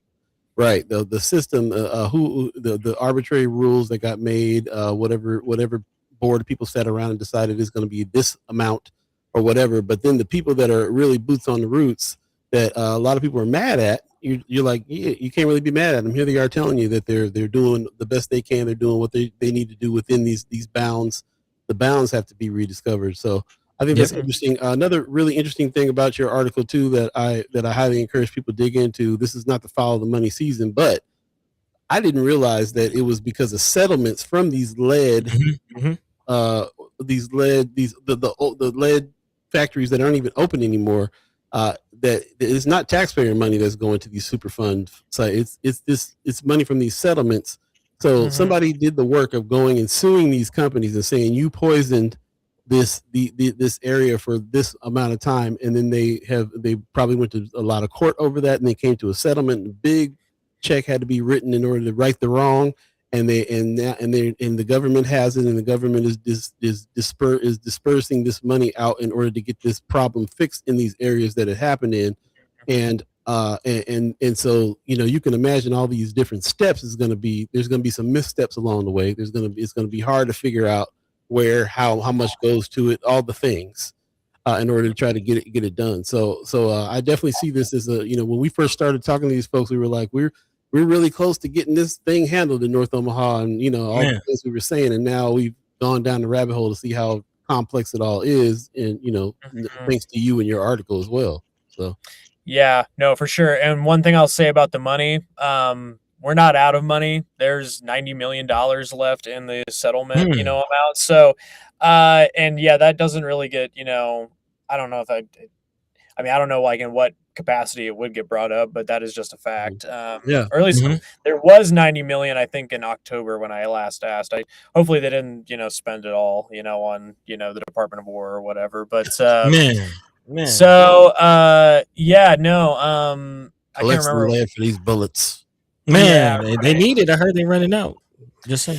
Yeah, maybe, I don't know, but yeah, no, the settlement stuff is very interesting. I mean, and that's one thing that makes Omaha unique. I mean, I will say we probably have one of the more proactive Superfund cleanups in the nation from what I've seen, and that's because we had the money, and also the smelter went bankrupt and left town, so they weren't really putting up a fight. I mean, they did, but like not as much as like some other places where, for instance, there's one in Butte, Montana, and BP bought the mine that polluted this area, and the mine isn't even operating anymore, but BP still owns it, so they have to litigate with. It's just a whole thing. So I'm very sympathetic, honestly, to like, this is not your typical thing where like they pass a law and then you follow that law. I mean, it's literally like suing companies, trying to come up with compromises. I mean, and it's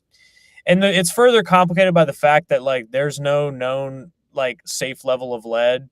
So we're basically constantly like setting these levels and thresholds that are like, well, this is like what we know is harmful, but like really no level's harmful, but like we might go above this. It's just like, I've never worked on something that is so incredibly complicated and confusing. And it's so frustrating because at the end of the day, I just think about some of the people I've interviewed. Most of them are moms who have young children and are just like, so can I have my kids play in the yard? Can they not play in the yard? Can I feed them this? Can I feed, it's just like you have these basic questions that get mutated through this extremely confusing, complicated thing. And so that's where I hope what I've done is like boil it down into, at least kind of understandable stories, although, they're probably too long for some people, but that's how it goes. Yeah. That's Flatwater. Pretty much. We appreciate you and the work that you're doing over there at Flatwater. Also, shout out to Leia. We had Leia on the show a while back. This is a couple seasons back. She came on. She looks so interested in that picture. She's just like the lead. Hey, that's great. She came on because we were talking about documentaries and so on, but she was very, very passionate about the environmental stuff. So when you said earlier that Leia kind of came with this story, I know that she came to Flatwater, and I know that was part of her story as well. We'll have her back on to talk more about it. But she definitely was interested in the environmental situation that was kind of led her on the team in the first place. And so it's interesting that you guys the progression of her interest, got to you writing the story and ProPublica thing and the whole thing, and now I think it's one of those things. It's one of those things that I know Stephen Zivney and those guys over there are reading this, going, okay, let's look into this a little bit deeper. Yep. Because it's one of those kinds of pieces, journalism that is that's keeping check on the powers that be, that's making sure that things are going right behind the scenes, and it's needed. As you can see, it's really needed because that bureaucracy that you're talking about, it gets so complicated. It's even past the people that are playing. Like Stephen Zivney's doing a great job. So is Naughty and them. Like they're going above and beyond. Personally. Yeah, no, I mean, yeah, it's just, yeah, they're doing what, they're contracted to do, and the person they're talking to is getting told what to do. But I mean, it's like, I don't want to put the tinfoil hat on, but like, it is really quite, you always hear like from like reporters who cover like national stuff. It's like, oh my God, covering the federal government is like insane. And you're like, well, I've covered the city of Omaha. How much different could it really be? And it's like, dude, I was looking at someone's title today who's like the principal senior deputy director of the assistant to it's literally like one of these things. And you're like, oh, actually this story described him as a senior official, so I'm just going to do that. I mean, it's just like, wow, it's nuts, but that's how it goes. The red tape. They want you to get lost in the sauce. That's the point. That's the point. You said something earlier about the way that other countries do things, and I think that's the answer to this whole thing. It's complicated when you got to do stuff like figure out exactly how much you can do in order before you get to some harm, and whereas other countries would have you prove that it's not harmful before it even goes out. Seems like a very simple process, but there's a lot of red tape and twists and turns and bureaucracy when it comes to trying to do things this kind of backwards way. Really, when you think about how backwards that is, how much can we poison people before?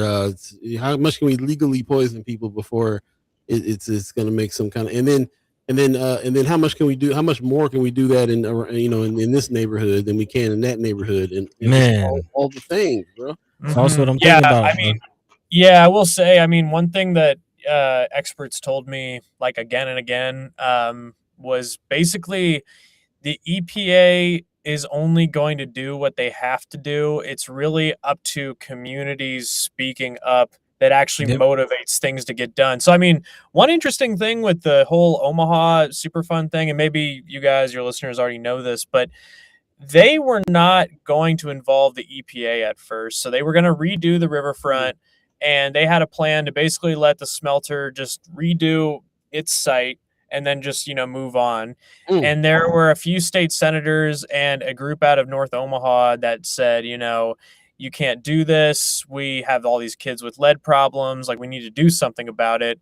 And the city said, if you get the EPA involved, this whole thing is going to be screwed and all this sort of stuff. And it was years long, but eventually, oh my gosh, I'm going to forget. Frank Brown sent a letter to the EPA. The city councilman from North Omaha at the time sent a letter to the EPA and said, we got a problem and we need help. And it probably was not a very popular thing to do, but it's set in motion everything that's happened since. So people speaking up, it really does matter. Not saying they should or should not. I'm just saying get educated, and if you want to do it, then yeah. But that came up again and again as a real important element of this whole thing. I mean, that's how teamwork makes the dream work, man. That's what it's about. And the dream is, again, being able to feed yourself. And that big shout out to Leia for taking it from that point all the way to where she's taking it now, with you again retesting the remediation. And of course, I'm sure the Steve Zivney and the people over at Douglas County, they're not too mad. You're keeping them working. So keep it up. Well, I don't know. I mean, yeah, you'd have to ask them. Not my intention or anything. It's just trying to find facts and see where it leads us. But how you're definitely doing your part. Definitely doing your part. And Appreciate we'll continue it, man. this conversation Monday. Before we let you go, any other articles you're working on now that's going to be coming up here that you can tease us with? Well, other than the one I can't tell you about, no, I mean, pretty much I'm just trying to figure out, what is next after spending a year plus on lead exclusively. There's some stories that, I want to do about lead still. I don't know if Nadia talked about, this survey that they had for, because they want to maybe possibly do an ordinance. Did she talk about that? A little bit, yeah. Yeah. I mean, I'm following that very closely. If they try to, if they want to change stuff about like who gets tested for lead and anything about cleaning up yards or this, that, and the other, that's something I will follow. There's some other things with lead, but yeah, I'm also just like, it's kind of like, emerging from, cave underground. It's like, okay, like what is going on with Omaha? I'm very curious about the OPS, being like $60 million in the hole because of the state screwing up its financing, or at least that's what allegedly has happened. I mean, I'm just very curious about all of that. I'm curious about all the normal things I've always been curious about. So we'll just have to see. We got some follow the money things that we would love for you to dig into. We'll get you off site and talk about those. Yeah, we need to disinvest get coffee or something and chat about it sometime. Yeah, let's do that. Appreciate you, man. Thanks for coming through, and thanks for writing that article. I highly suggest everybody hit that link and check it out. Shout out to Flatwater Free Press. Also donate. Don't forget to donate to Flatwater Free Press as well, because they're out there doing the good work. Not a lot of investigative or desks around right now, and you guys are kind of doing that heavy lifting. So appreciate you and the staff. The staff is growing too. We'll have to have you back and talk about the fact that you guys got more staff coming in too. You guys, the offices seem to be growing. Oh right? Yeah, you guys need to have and some of the new people on. I mean, I can't remember the last time we talked to who all's new, but yeah, it's just continues to grow. So, but yeah, thank you guys for having me on. Good luck with the Friday, evening switch up of schedule. Yeah, let's talk more. I would love to, as I start this new chapter, find ways to work together more, because definitely sort of hard with the lead stuff. It's like so like hyper focused, but all good, man. I'll be more mobile moving forward. Sounds good. Yeah. And thanks for Content Creator Camp. Yeah, thanks for helping us out with that. Hey, always happy to do it. Hey. All yeah, right, share. man. Yeah, if you guys ever publish any of those stories, share them with me. They had some really great ideas. Yeah. Send you some links. We'll send you the links. We already got them up on the site, so Nice. yeah, definitely check them out. Sounds Cool. good, brother. Appreciate you, bro. We'll talk to you soon. All right, see ya. All right, peace. Congratulations again on the marriage. All right, he's a man now. Chris Baby Man Bowling. That's what's up. Let's take a quick break, come back and wrap up the show. We appreciate everybody that stuck with us. First Sky Omaha in the evening. We'll be right back, man, right near the beach.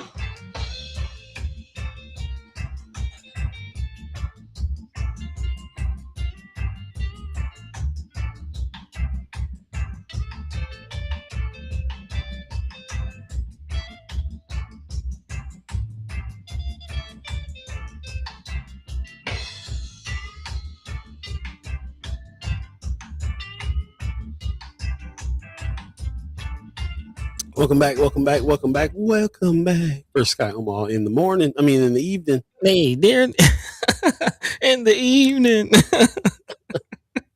Almost had it. A couple things I wanted to talk to you about too. We'll get back to this in a minute, but I came across this. This is a Remembering Our Past to Pave Our Future Saturday ribbon cutting celebration, Saturday, August 15th, 1 p.m. Bryant, what is this? You got the Bryant Resource Center? What is it? Bryant Resource Center, 2417 Grant Street. That's not the... Do you know anything about this? No. BRC Ames project? Okay. Honoring our history while building a hub of opportunity, education, and empowerment for generations to come. 2417 Grant Street, Bryant Resource Center. Okay. Ribbon cutting happening. If anybody has any information on that, let us know. Definitely want to hear from you on that. We'll dig into the website and see what's going on here as well. But that something that popped up in Friends of First Sky Omaha that I was like, I hadn't heard about this one. We'll see what's happening here. Yeah, there you go. Also, the mayor has a hotline out, and he's put his summary out, which I think was pretty interesting too. Some of the top reports types, the weed issue being number one, the pothole issue being number two. Lots of people calling the mayor's office about the pothole issue. I'm sure that they're talking about that, especially the one under Brothers that just went down. So this is kind of an interesting graph here where, first of all, you can get a hold of the mayor. I keep on hearing everybody say that this mayor's hotline is awesome. They're getting results. They'll call and they actually get a call back or whatever the deal. Okay. And they're keeping some stats on what people are calling for. I think it's a pretty interesting report. So shout out to them for putting this July 2026 mayor's hotline summary out, reminding us that there is a mayor's hotline, number one.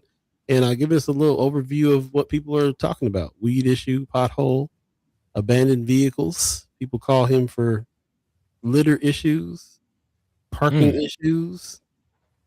Yeah, I couldn't be the mayor. I don't need nobody calling me and being like, there's an abandoned car. What you want me to do about it? Go. Man, these teens keep smoking this devil's lettuce. Killing our kids. It's killing the kids. I was surprised they're not reporting more about the e-bikes. They've been chiming up about these e-bikes and these scooters and stuff. Yeah. They said the kids going wild. That's what they're saying. Also, shout out to whoever put this on. CHI Help is holding a 2-day Comic-Con Nebraska which I think is pretty Hey. dope. Yeah, yeah. Okay. I don't know if they're connected to the actual Comic-Con. I think this is a Nebraska deal, but yeah, happening tomorrow, as a matter of fact, on Saturday. So CHI Center 2-day Comic-Con, if you didn't know, it's going Like down. that Rorschach mask. Yeah, man. Yeah, that's what drew me to it. I was like, that's cold. I like that. Young folks doing some things. Getting down. We talked about it already, but on Monday, we're going to be talking to Nadia and Noel again from Douglas County Health Department. They're going to be on the show. But before them, Brother Keith Station is finally going to come through. Man. Yeah, Brother Keith Station of the mayor's office. And he's going to talk about what he does over there at the mayor's office. We keep on having some pretty good conversations, running into each other here or there. Heavy hitter that we don't talk to. He's kind of low key cat. Behind the scenes. Been in the mayor's office a little while. Even the previous mayor's office been in there for a minute, making some moves, and he's a down dude. So I can't wait to finally speak to him on Monday, and then of course we'll continue this conversation about the lead situation with Nadia and Noel on Monday as well. Yeah, man, lots going on. Maybe Brother Station can tell us about all these weed issues. Let us know. Yeah, we see that the mayor gets calls about the weed issue. What's happening? Yeah, what's going on? What's up with that? Yeah. But this pothole one is one that's we also got to talk about a little bit too, because we got about 4 minutes left in the show. But I will say that situation over there at Blackstone is kind of reaching fever pitch because of the fact that that big pothole in the Brothers. Yeah, y'all know about Brothers Lounge. You remember Brothers Lounge from back in the day? On Farnham, yeah. And the owners, man, I was just telling them about the owners that still own the property. Actually, they shut down Brothers. Brothers was one of the first places that got shut down when Blackstone started, coming up. When the big parking garage across the street happened, and they started putting a bunch of money in it, they couldn't really afford to pay the rent there anymore. But they still, or I don't know what they were doing over there, but they're still the owners, which is something that I didn't realize as well. I didn't realize they were still the owners of the spot, but they just couldn't make it run. And who knows if they'd have been able to make it run anyway with the streetcar stuff happening over there, just messing with business in the first place. I first saw a post by Senator Megan Hunt, put some respect on her name, who was saying there was a press conference that had happened, that the city kind of came out and was talking about that pothole. It's not just a pothole; it's the foundation underneath Brothers is gone, which means that building and whatever's on top of it could be gone. It's a pretty huge situation over there, and apparently Trey and them still own it. Here's Trey Lally saying the mayor of Omaha and the city attorney just held a press conference regarding our collapsed effing building without contacting us or even informing us of the event. How can we be heard when we're not even invited to the conversation? How you not going? They're not going to call Trey and them on. They just want a seat at the table. I mean, yeah. I have some thoughts about that. There's definitely been some whispers about the, what actually caused the sinkhole, as far as some infrastructure issues, some water seepage, and what's going on with the sewage and, that situation. There's a lot of questions about that. But I'm, thinking about this car. You mentioned the streetcar situation. I wonder, what's the real estate play in that area? It is very interesting that they still do own that building. Again, these are just my thoughts, but yeah, very interesting that they're not getting feedback or getting, involved in the conversations around that. And, what kind of conversations are happening about the building if the owner isn't there? You wonder. Definitely. Streetcar situation too, real briefly, at the end of the show. Yeah. Thanks for whoever posted that on Friends of First Sky Omaha. We got a lot of feedback already. Seems like the community don't want it. It's like, we don't need that. Man, coming north. And I do remember, I think, everybody's real scared that it's going to be doing what it does for Farnham, cutting off business and whatever else, just building stuff. And also we're all nervous about what we're always nervous about. Are they going to reach out to the community and ask the community if this was what they want, what they're going to do, or they're just going to make some decisions? But I will say this. I remember having Senator Terrell McKinney and Senator Justin Wayne on back in the day, that when this issue came up about whether or not they ought to do the streetcar when Stother was still in place. And they were like, nah, unless you connected to North Omaha, because... Well, I do have a thought. Okay. There's been some talk about 16th and that new truck route and Mm, maybe changing 16th. I could see a streetcar along 16th going mm, north and south along 16th. It's hmm, flat. It can be redeveloped. I can see something there. I can see something there. mm. Okay. It's a thought. It's a thought. It Let us is know a what you thought. think. What I think personally too, yeah. I say yeah. I see a lot of communities saying, "Nah, we don't want that." I'm like, why not? Why not? Why shouldn't North Omaha be cut off? Go on, stretch it to north too, and we can hop on it and go down, go midtown or wherever too. Like, Hey, why go not? south by South 13th by the church. Go through a little Bohemia. That'd be cool. A north to south tram it needs to happen I'm saying. I'm along saying. 24th elevated train or something. A little East Side Pride. You know what I mean? We just dreaming. Marlon Harrison Yeah. said the Bryant Center just got renovated and they are having an open house to show off the new facility. Who's they? That's a good question. Who is they? Who is they? Also, did anybody make it to the ribbon cutting of the Salvation Army? Somebody mentioned the Sal earlier. 30 million going to that project. 30 million. Right there on the Deuce. It's a lot of changes going down on the Deuce. Let us know what you think. Is it gentrification? Is it development? Elevation? What is it? That was a big deal. The mayor and his wife Viv were there at the ribbon cutting for the Salvation Army, and I guess this is an extra project, a $30 million project, because the Salvation Army already got built and was already open. So is there a new situation happening with it, or is this the ribbon cutting for the entire thing in the first place? Definitely want to dig in more. It's a huge piece. It's right across the street from Bud's store, and so it's really interesting that they put that there. But I'm hearing the community say that it's been in the community for a while, so this is an upgrade. I know that Joy Fest got moved there this summer. Oh, really? Yeah. Okay. Because there was some violence on Juneteenth right there next to the Union for Contemporary Art, and the police had it all cordoned off, roped off the next day. So they had to move Joy Fest, and they moved it to Salvation Army, which I thought was an interesting place to move it. But yeah, so already doing events, already part of the hood. I actually think the family of the young lady that lost her life in the incident, I think they had their repast there, if I'm not mistaken. I believe so. But I mean, again, I went to King Science, a middle school right there, couple blocks down. It's definitely been a staple, especially for the Kuntz Park community. So yeah, that's good news. Right on. Yeah, lots going on. Let us know what you're going to do tonight. If you're not in the chat and you listen to this later, then hook it up on Friends First Sky Omaha, the group page on Facebook, or you can always send us an email, firstskyOmaha@gmail.com. Let us know what's going on this weekend. We didn't get to all the haps, but we know what's happening. Don't forget about this being Black August. There's so much stuff happening this weekend. It's crazy. What's going on, Black Die? Yeah. He said wanted to go to the air show, but not going to happen. Okay. There's an air show happening. Air show? He said your kids and your sick of weeds. Sick of tweeds. Don't kill your kids. Heather Williams in the chat says, even through construction, the Sal has still been feeding the neighborhood. That's what's up. Yeah, apparently supposed to be able to prepare 4 times the meals now with a bigger cafeteria. Oh. Yeah, we have to look into that situation, man. Shout out to the South. Shout out. Building looks good too. It does. Architecture over there. Appreciate that. Yeah, I didn't mean to step on your graphic though. You're just talking about Black August. Oh yeah.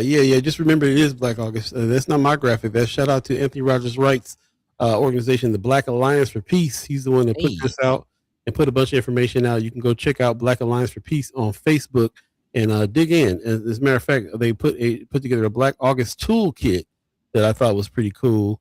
Let me see if I can find the link to that so you can go check that out for yourself.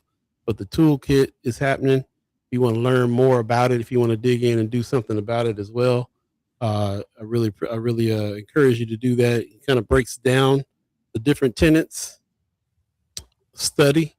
Fasting is part of this. Fast is an act of self-discipline originating as an act of solidarity with Black Muslim prisoners fasting during Ramadan. So this is not even for, there was a solidarity with the brothers there. Also train. Black August is a time for prioritizing physical, mental, and spiritual health.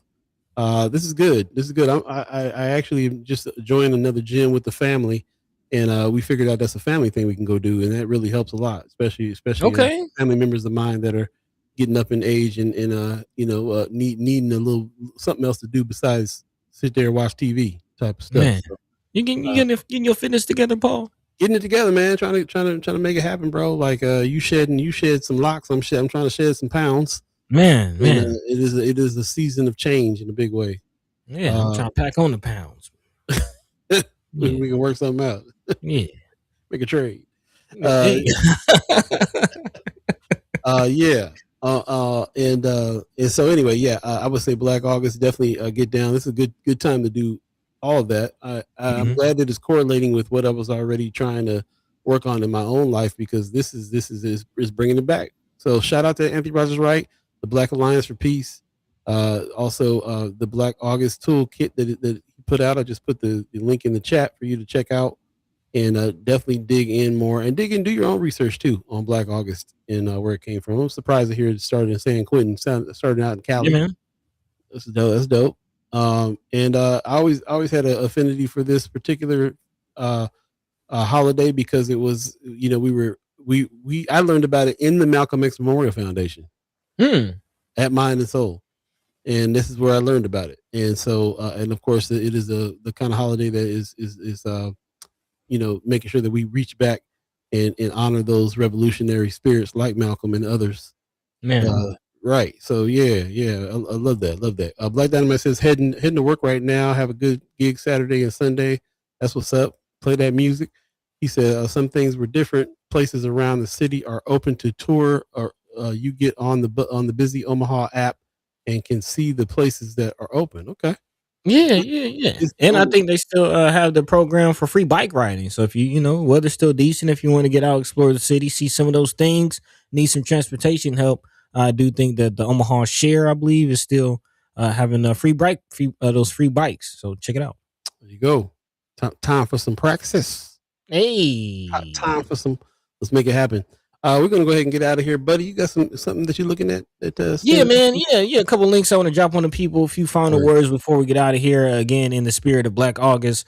And we've been talking about storytelling throughout today's show, whether it's through film, whether it's through journalism, whether it's through music. Again, telling your story. Everybody has a story, and in the spirit of Black August, books, literature. Actually, was talking to a friend about required reading lists. Yeah, but that's one of the big things about some of these revolutionary movements, some of these political prisoners. In order to even begin to call yourself an activist, in order to even get on that pulpit and to speak out and have the wherewithal and really the ammunition to lead the people and to speak to the people, you got to be well read and well studied. So again, big shout out to all of the revolutionaries out there, the well-read ones. I do want to share the Black Panther required reading list in the chat, and also let you know about this $1 million or this 1,000,000 book collection that there is an effort to help fight and to keep it alive, man. Again, there's a brother out in London, actually, who has a private book collection, apparently reportedly over 1 million books, but his collection is in jeopardy as the building that he is using to house his collection apparently is deteriorating, is being closed since the pandemic, and he needs help to keep the building open, or at least to keep it up, so he can again protect his collection. And definitely, I don't know if you've been paying attention to what's going on with Anthropic and this destructive digitizing they've been doing of some of the world's most rare books in order to just train their AI large language model. Yeah, it's Fahrenheit 451 type levels, man. Not only are they banning books, but they're completely destroying, again, some of the world's most precious and rarest books. So again, when you hear about a brother with a 1 million book collection, you definitely have to help him keep that alive. It's almost like what was the book? What was the movie with Denzel? He was blind. Eli. Man, the Book of Eli. You know what I'm saying? Is hey, that's where we're going. That's where we're going with it. That's where we're going with it. In 1 million books? 1 million books. 1 million books, brother, out in London. Apparently, it's 1 million black books, by the way, too. That part. I almost buried the lead with that one. 1 million black books is definitely more important to that point. So again, one of Britain's largest collections. There is a GoFundMe for that if you want to get down, and then also a Black Panther reading list We're going to share that into the chat for you to check out on your free time. And still, maybe some whispers about a First Sky Omaha book club. We don't know. We'll see.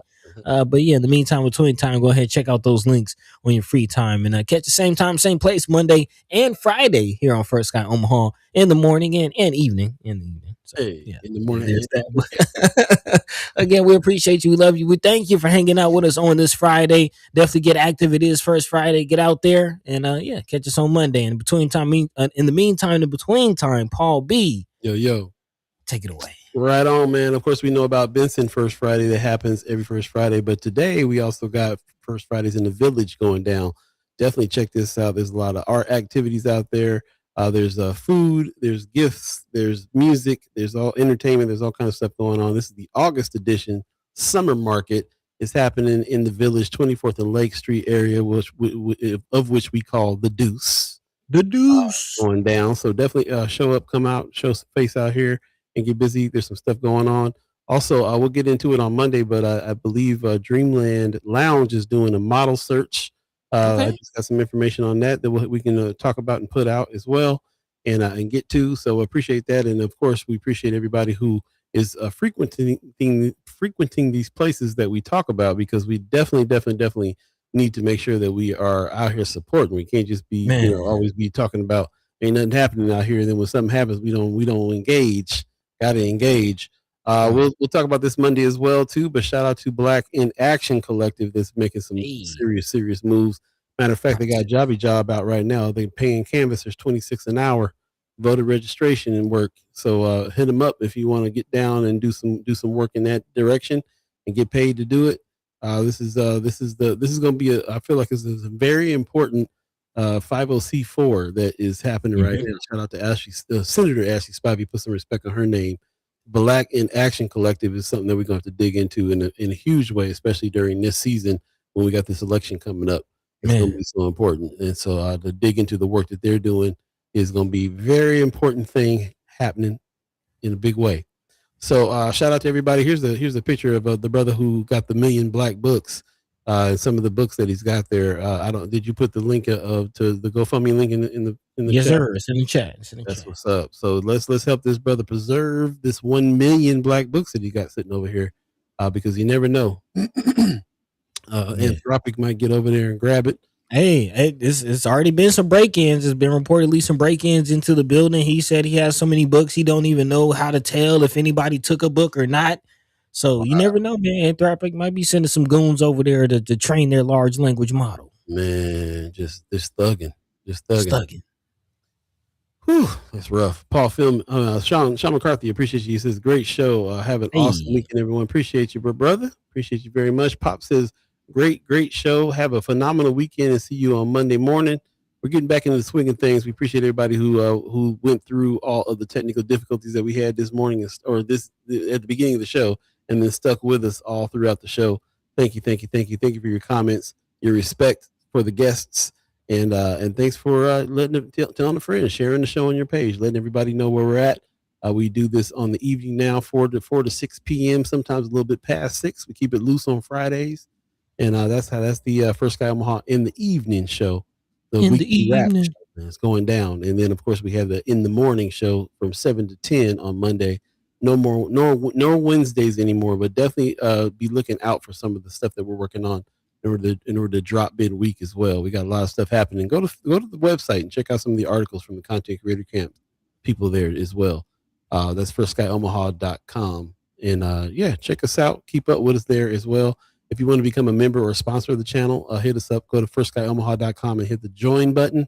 Become a member of the channel. Thank you already. Thank you for the $10 people, the $25 people, the $50 people. Thank you. Thank you for always supporting us here. And also remember, too, if you want to do any advertising with us as well, this is also something that we do, too, in order to sustain this channel. So hit us up at firstskyOmaha.com. I'm sorry, firstskyOmaha@gmail.com. And drop an email. Let us know that that's what you want to do. We'll give you a call back and try and make some of this happen. Make it happen for us. So shout out to everybody who is our partners and is going through it with us in order to make this thing happen. Shout out to everybody who's helping us on this way of progressing what it is that we're doing here, expanding the journalism that we're working on. Shout out to all of our partners. Just this is a community effort. If I ever been a part of one, I'll tell you what, it's a community effort in a big way. Kimber don't like me saying this, but I do feel like we're a little bit of a digital neighborhood association. A little bit. But that's not taking anything away from neighborhoods. She is, matter of fact, got a podcast coming and some announcements that she just made as well. Go to check it out at Friends of, and we'll talk about what One Omaha is doing as well. Catch up with Kimber soon too. She's making some really big moves and just doing so well, like taking full advantage of the position in the organization in strengthening neighborhoods and tying it into being on the school board. I'm very impressed with what Kimber Snipes has been doing and how she's making you understand that the school and the school board is tied into the neighborhoods. They make the neighborhood stronger and the neighborhood makes the school stronger, and it's all hand in hand, big time. So we'll be digging into what One Omaha's got going on and bigging up their podcast when they start. Let's talk about it. Meantime, between time, buddy, you got some words for the people? We out of here? Yeah, we out of here, man. Until next time, thank you. We love you. We appreciate you. Take care. Shout out to the Umaha tribe elders and for being on this land. Letting us be on this land and speak while we're here. Shout out to our elders for allowing us to speak before you, and shout out to you, the chat chimers and the ghost listeners, and even the monitoring spirits. We appreciate everybody's attention. We appreciate everybody's contribution, and hopefully this is something that you find some value in, and you want to help us keep this rolling, and also just be a part of it. So be a part of the First Sky fam. Come on in. Come to Death Row. Hey. Come on through. We'll see you guys on Monday. Have a good one, y'all. Peace. By the way, Vanglorious, this is protected by the red, the black, and the green.